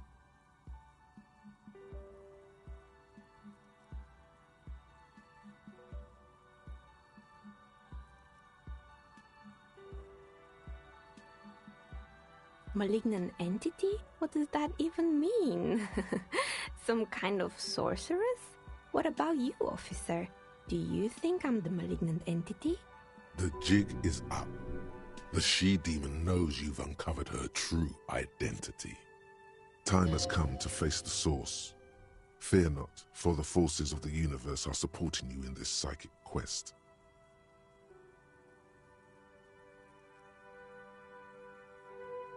Exactly. Truth is always so disappointingly mundane and boring. But I'm glad we got this sorted out. Anything else I can help you with today?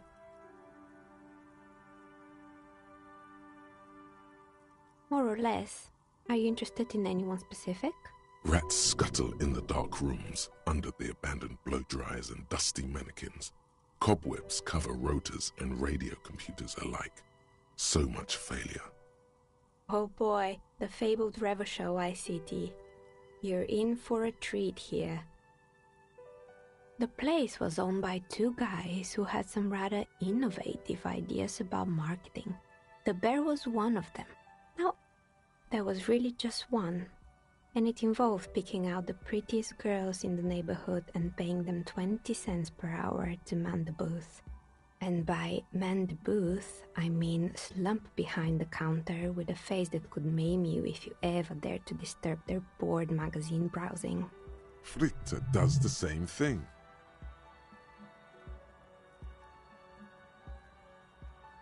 Employing silky teenage girls is a widespread practice, yes. Unfortunately, they always come in packs. I'm talking about acne-ridden girlfriends and gorilla-like boyfriends loitering near the shop. At least that's what happened with Revachol ICT, and they already had the bear.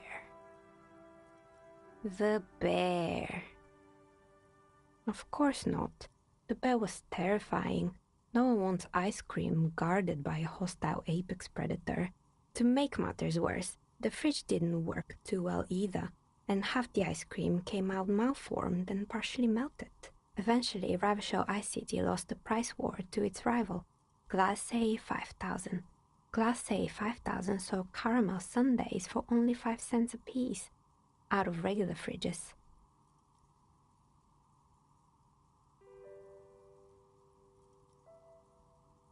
Maybe, because the taxidermist who made the bear definitely wasn't. Doing his job, I mean. He said that the bear was his vision beast. He said he met his vision beast while high on desiccants. Called it Megatherion. Scary, but cool. Why is everyone doing drugs in this place?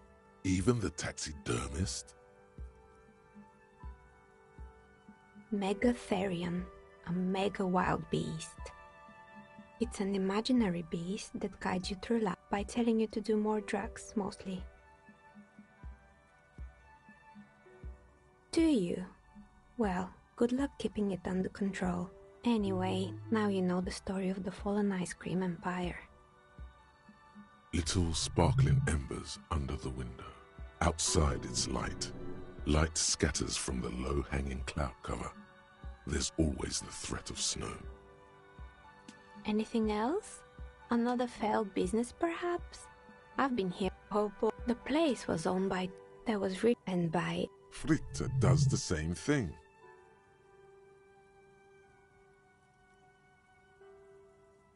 Employing Soki, and they already had... Of course not. Eventually, Ravishal ICT lost the price war to its rival, Class A 5000. The taxidermy... Scary. Why is everyone doing drugs? It's an imaginary beast by telling you to do more drugs, mostly. Very good. You shouldn't do them. You're a police officer. Anyway. Little spot outside. Anything else? Another failed business, perhaps? Hopo. The place. There was really just one. And by... Fritta does the same thing. Oh, but they did. They did show up to work, and not alone. And they already... Of course not. Eventually, Ravishal ICT lost the price. Maybe. Because he said it... Scare. Why is everyone do... Oh, I thought... Anything else? Hopo. The place was owned by two guys. That was written by... Fritta does the same thing. Yeah, some people spend their whole lives chasing the hot one. You should have joined the gorilla-like boyfriends loitering near the stand, ready as if they didn't know. Of course not. Eventually, Ravishal ICT. Maybe. He said it... Skip. Why is everyone doing... Maybe it's an by telling you to do more drugs, most. Understandable. You shouldn't do them. Anyway. Little sparkling outside its light. Anything else? Another failed business, perhaps? Yes, I think it was called Androgynous Orlando or something similar. They weren't a big hit around here. Turns out that working class men don't like genderless haircuts. They're scared of that word. You wouldn't like it either. The others would laugh at you. It's not about the haircut. It's about the confidence.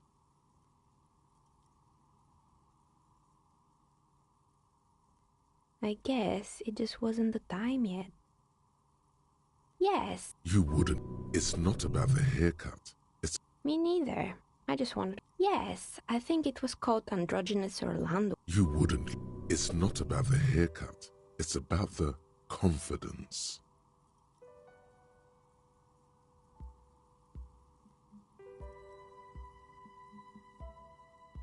You're right. It looks like you haven't let anyone near your hair in a long time. It wasn't merely a gym, it was Artemitep's Boxing Club, a community project created to steer at-risk youth away from drugs and crime. Kuno. Who's Kuno?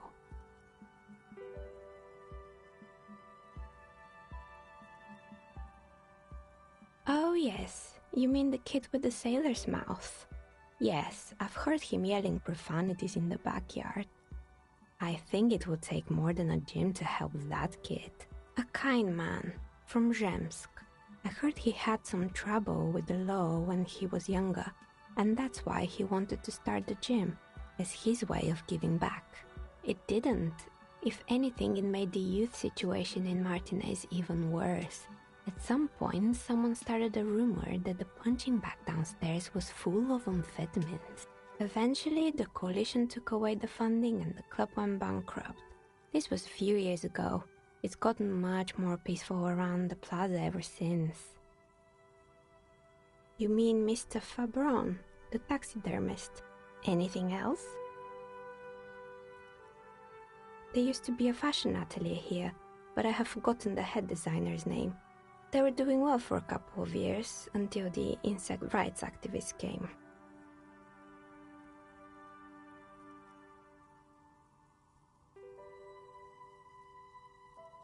Yeah, the atelier didn't know it either. They produced a certain collection that used chitin among the materials. Apparently chitin is made in the Occident, where it's extracted from beetle wings. And you know how all kinds of political movements are big in the Occident. The activists shut down the biggest chitin supply, and, naturally, all the most fashionable tastemakers refused to be seen in chitin from then on. The atelier went bankrupt before they could finish the collection.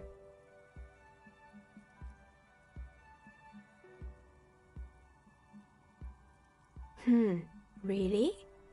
Anyway.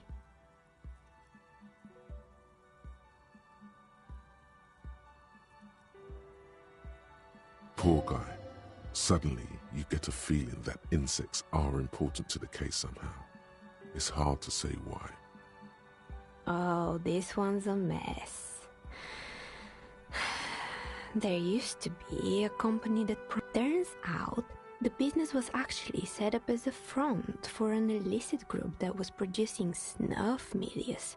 Who would have guessed? And they never cleaned up the debris either. Now it's just littering the hallway and I have no idea how to get rid of it on my own. Radio station that broadcasts real murders with real victims. Some people pay good money to get off on it. Don't worry, the ICP has a separate division that deals exclusively with unlicensed sub-roses. This isn't our problem. Good luck with that. It's not easy catching those perpetrators. They were made by a company called Slipstream. After they pivoted from making rotor blades to skis, their chief executive took off on a vacation with all their money. Honestly, I think it's quite funny. I think he's still sending out holiday transmissions from Tulula or Tiumotiri or Hashkor or wherever he is. The usual, I imagine. That he's been thinking up all kinds of new business plans and can't wait to get started on them just as soon as he... Men like that are a curse. Sure, but Slipstream is history now.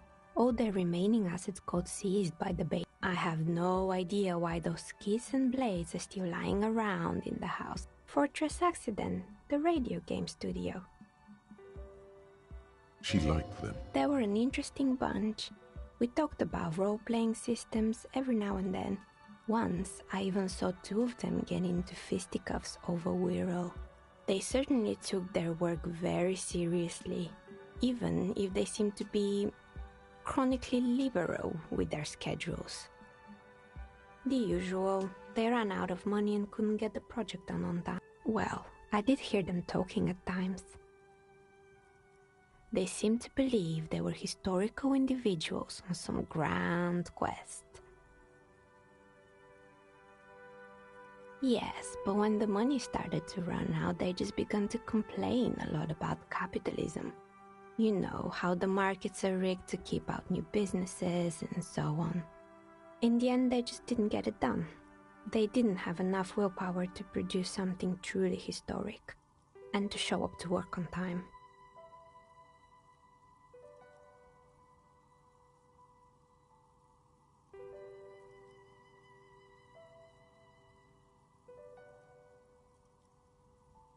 Still, not everyone is going to make it. That's the nature of the game.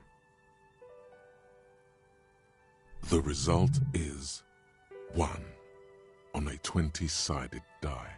The dice is black and filled with little silvery flakes, like snowfall. Anything else? Good. I hope it clarified things a bit. What else?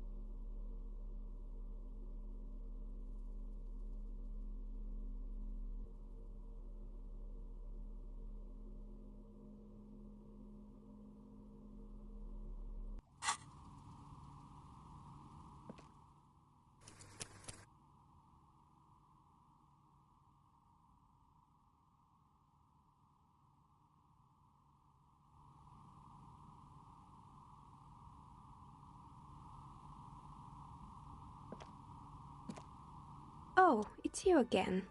Are you looking for a die? A gust of cold air sweeps through the chimney. The stones and minerals on the shelves rattle as though agitated. For a moment, it almost feels as though you're outside the building, exposed. Didn't we already talk about this?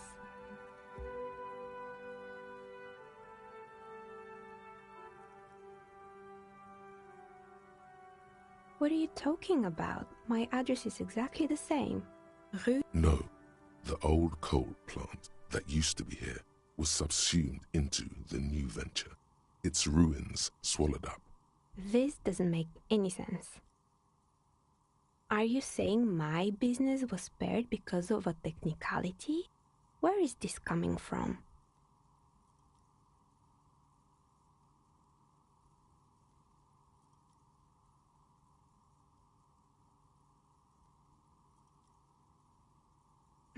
You're right. I should take a trip to the roof once the snow... Does it mean that I'm safe from failure? Don't let her become complacent. She still needs to ward her soul against the evil forces. She starts laughing, her fingers trying to rub away the exhaustion from her face. Do you know what this is?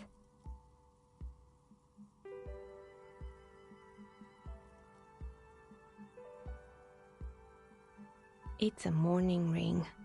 I made this when my first company failed. It was a small jewelry shop right here in the... I drove it into the ground within a year. I didn't have what you would call a viable business plan. It wasn't just a jewelry shop either. I always thought that it was just the world that you were supposed to try again. And now you're telling me what? That it was all because I didn't run my little shops and ventures from a dump inside an abandoned chimney? Yeah. Or maybe it's the entire world that's cursed. It's such a precarious place. Nothing ever works out the way you want it. That's why people like role-playing games. You can be whoever you want to be, you can try again. Still, there is something inherently violent even about dice rolls. It's like every time you cast a die, something disappears. Some alternative ending or an entirely different world. But anyway, thanks for sharing your theories, officer.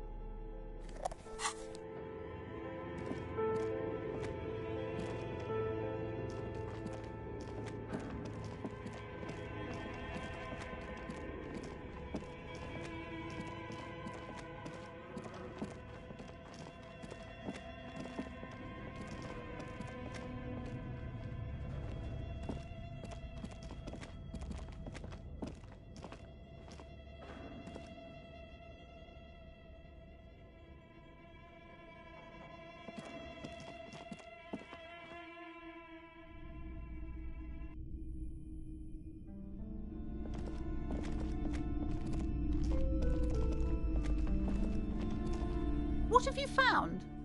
And also, do buy the books. There may be teachings in them.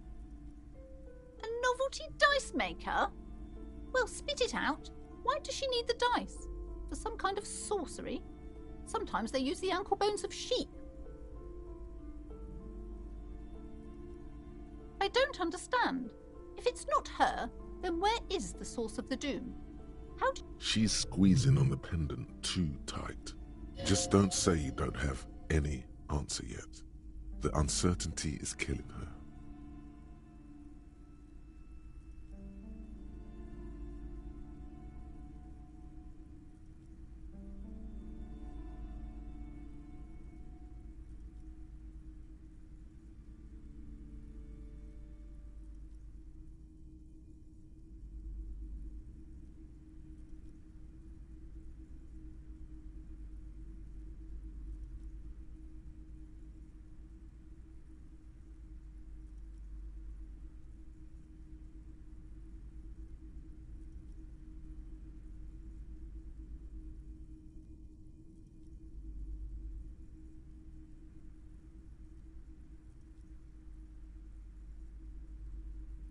A third-order presence, yes. A great, dark relief washes over her. I've heard of these triactors. In certain occult literature, that's too dark to dwell on for too long, and definitely not in public. I understand everything, sir. Thank you for your descending into the maelstrom. I will keep fort up here, strengthen the wards, do my best. May the Lord be with you. Well, this has been absolutely educational. Yes, the venture continues. In other waters, darker waters.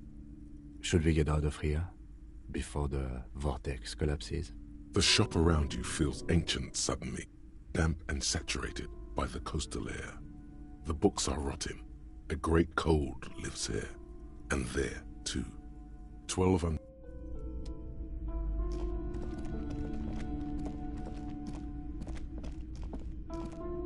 This bookstore is not strictly about crime, romance, and biographies of famous people. Indeed. Well, I hope it contains what you're looking for.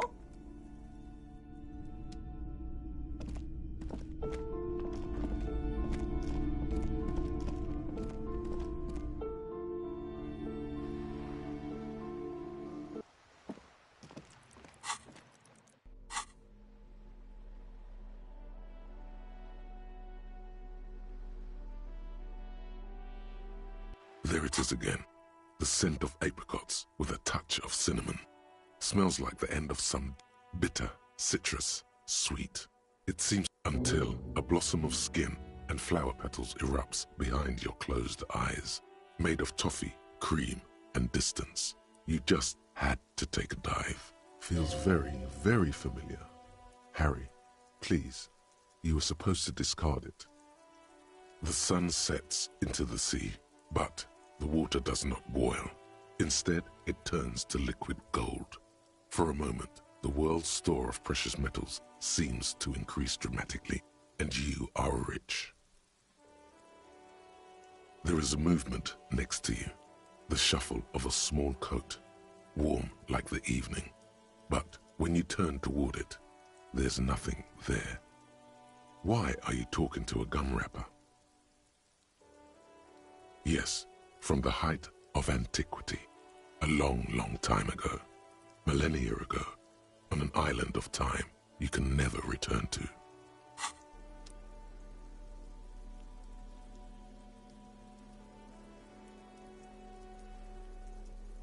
Medicinal purposes of the pearl. Flipping through the book, you find a number of sections on the general benefits of the pearl. You come across the following explanation. While modern pharmacopoeia are continually updated by so-called experts based on the results of clinical trials, readers will find assembled here the timeless wisdom relied upon by generations of traditional Seolite medicine practitioners, Mesk mystics, and Ilmaran folk doctors. Finally, something to calm the angry spirits that have been plaguing you. It seems to contain descriptions of the medicinal properties of various ingredients that may be gathered from the pearl. There are a number of Seolite tonics that promise to improve your short-term memory, but nothing that speaks to your condition. There's nothing in here that speaks to hangovers directly. However, while browsing through the various descriptions, you become convinced that you could assemble something from the ingredients listed here. Want to give it a shot? First, you need to choose a base ingredient. Next, you'll need to combine the base ingredient with an appropriate vehicle.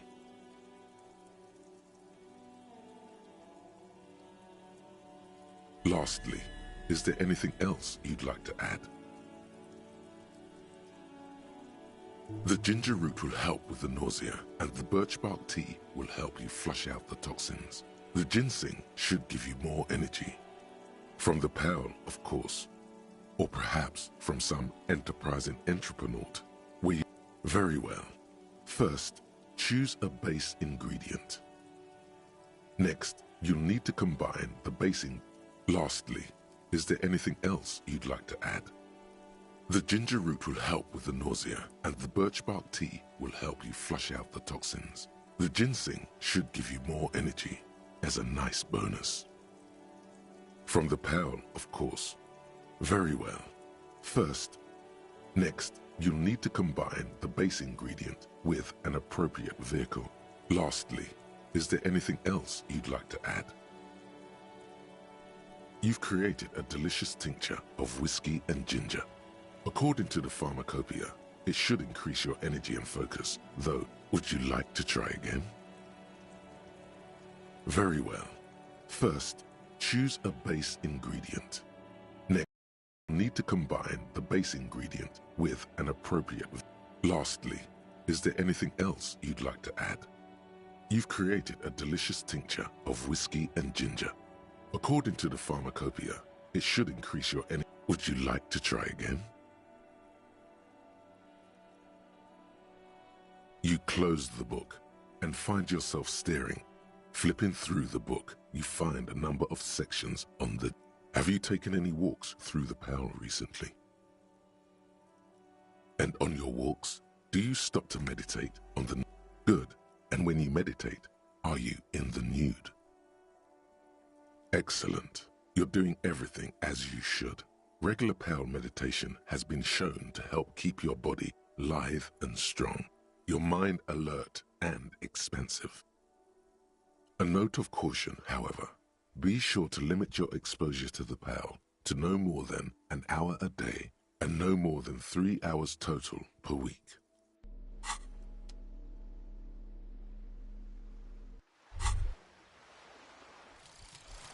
Anti-Object Task Force.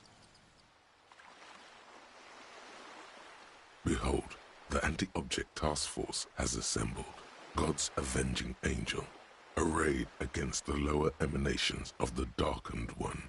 Shoe racks, tape recorders, motor carriages, and doors. So many doors. You're not just pounding it all to pieces. You're reforging the universe, from the anvil of the heavens to the worms below. Indulge in it. Be bold. Have an impact on the shape of creation. Out of the furnace of your rage. A new reality. Also, you should trash your room again.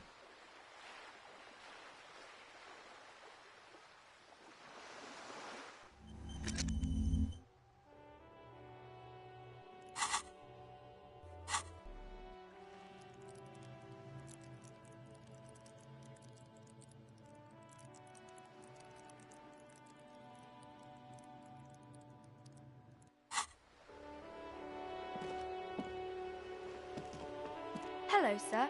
How is the investigation going? Found any curses yet? Oh, that's great! I hope exciting adventures lie ahead. Oh, that's Auntie Billy. She's nice if a bit distressed. I think she is a bad husband. Not very nice or helpful.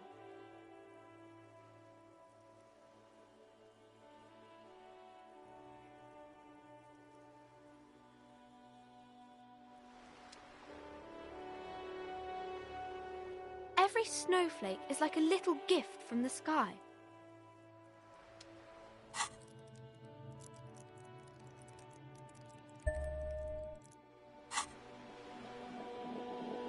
Every snowflake is like a little gift from the sky.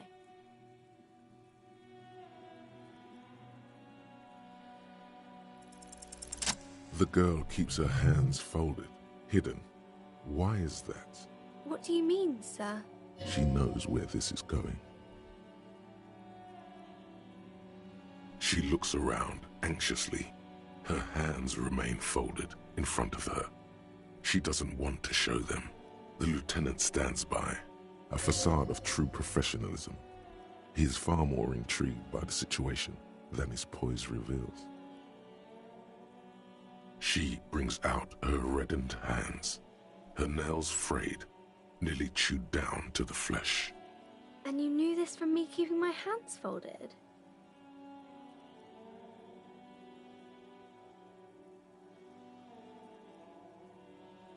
Well, that proves nothing. Anyone could do an easy deduction like that. She nods, half provocative, half enthusiastic.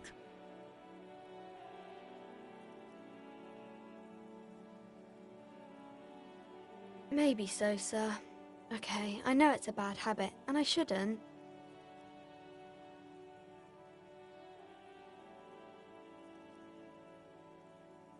It was okay, sir.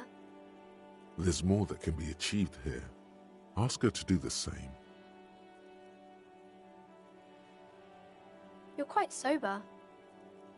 The lieutenant does not flinch at the comment.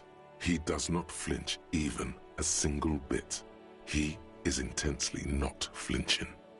It takes effort.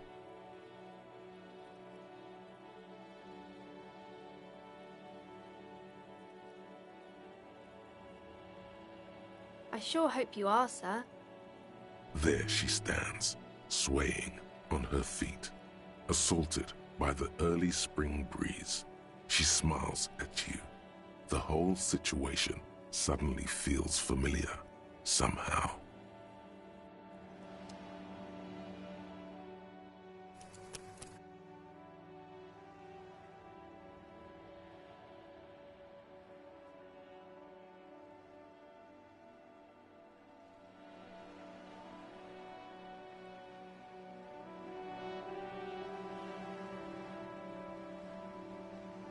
Hi, Ace Detective.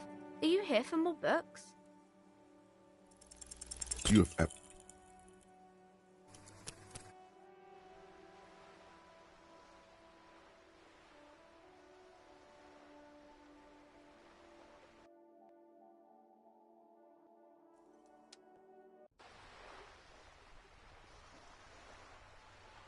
Hi, Ace Detective.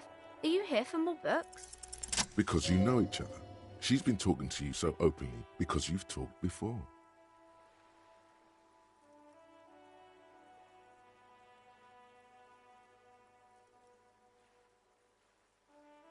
Yes, I stand in this spot all the time.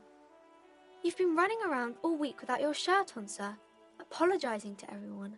I don't really understand what you've done wrong. Of course, you've stopped by a few times. You certainly look better than the last time I saw you. Yeah, I can see. You don't have party eyes anymore. Party eyes. Yes, of course. That makes sense.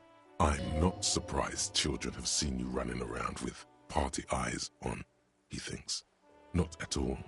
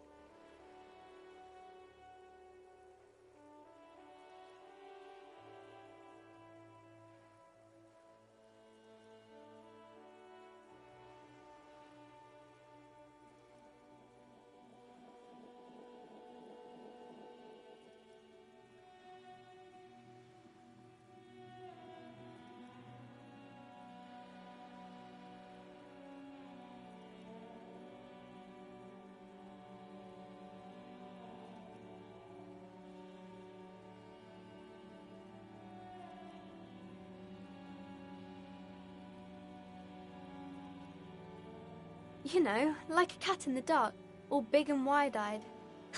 It certainly looks odd on a man. The swiveling eyes of a loony drug addict. That is what she meant. You were probably gurning too. Fuck yeah. You should get some party eyes right now. Snap those sequins on you, boy.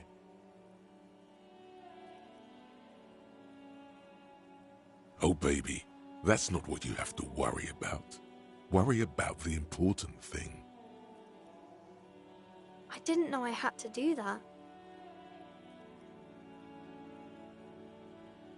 I'm glad I could help you, sir.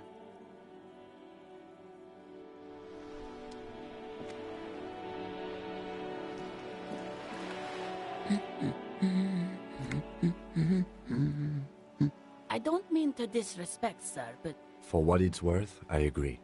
But cockatoos can't be stopped when they get like this. It's better to indulge him at this point. Nothing. Go read up on them if you're so interested. Maybe you should. What if the cockatoo is your astral captain? Or your heraldic bird? Wonderful. The store is open. No, absolutely not. Are you a policeman or a nanny? They are not missing, sir. You know where they are. They're at home, smoking, giving the ladder of vices a chance. What? That's just... My daughters are perfectly fine. They're with their friends down in Shamrock. There's nothing to worry about.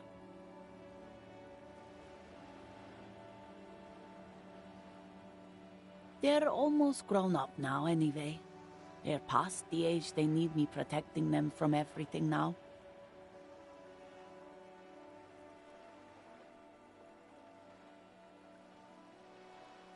My youngest girl, Jolie, is just shy of 16. Jenny, she is turning 18 next month. But we shouldn't even be talking about them. Why do you need to know this? Haven't I repeatedly told you that they're not missing? That they're in Shamrock, safe and well, at some stupid party? There is no investigation here. I can tell you that. The woman before you.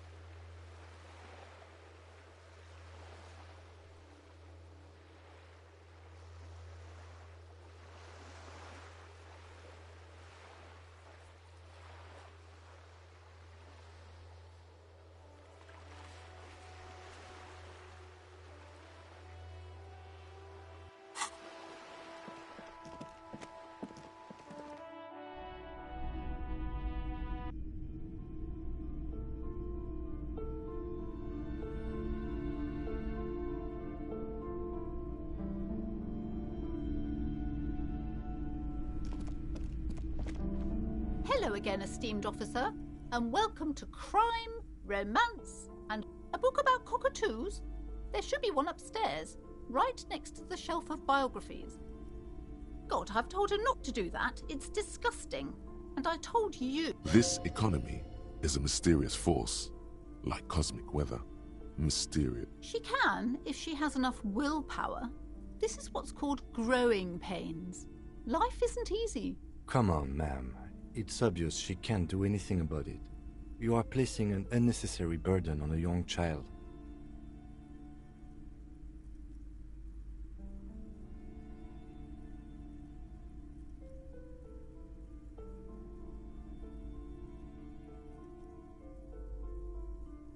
She stands stiff and severe. This is a person coming to terms with a new reality, one where they are wrong. It's not easy. Oh no. Hold on. I need to invite her inside and apologize. She must be freezing out there. There. I don't know what to say to you. My husband, he tries to teach me business lessons. I have what my mother called a dull mind. All this stress.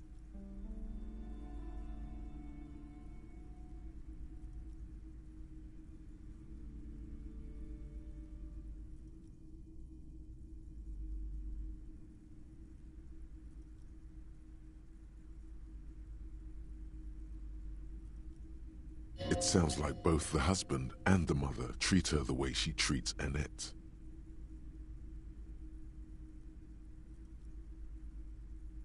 Oh, well, my mother was horrible, of course. Absolutely perverse energies around that person. But my husband...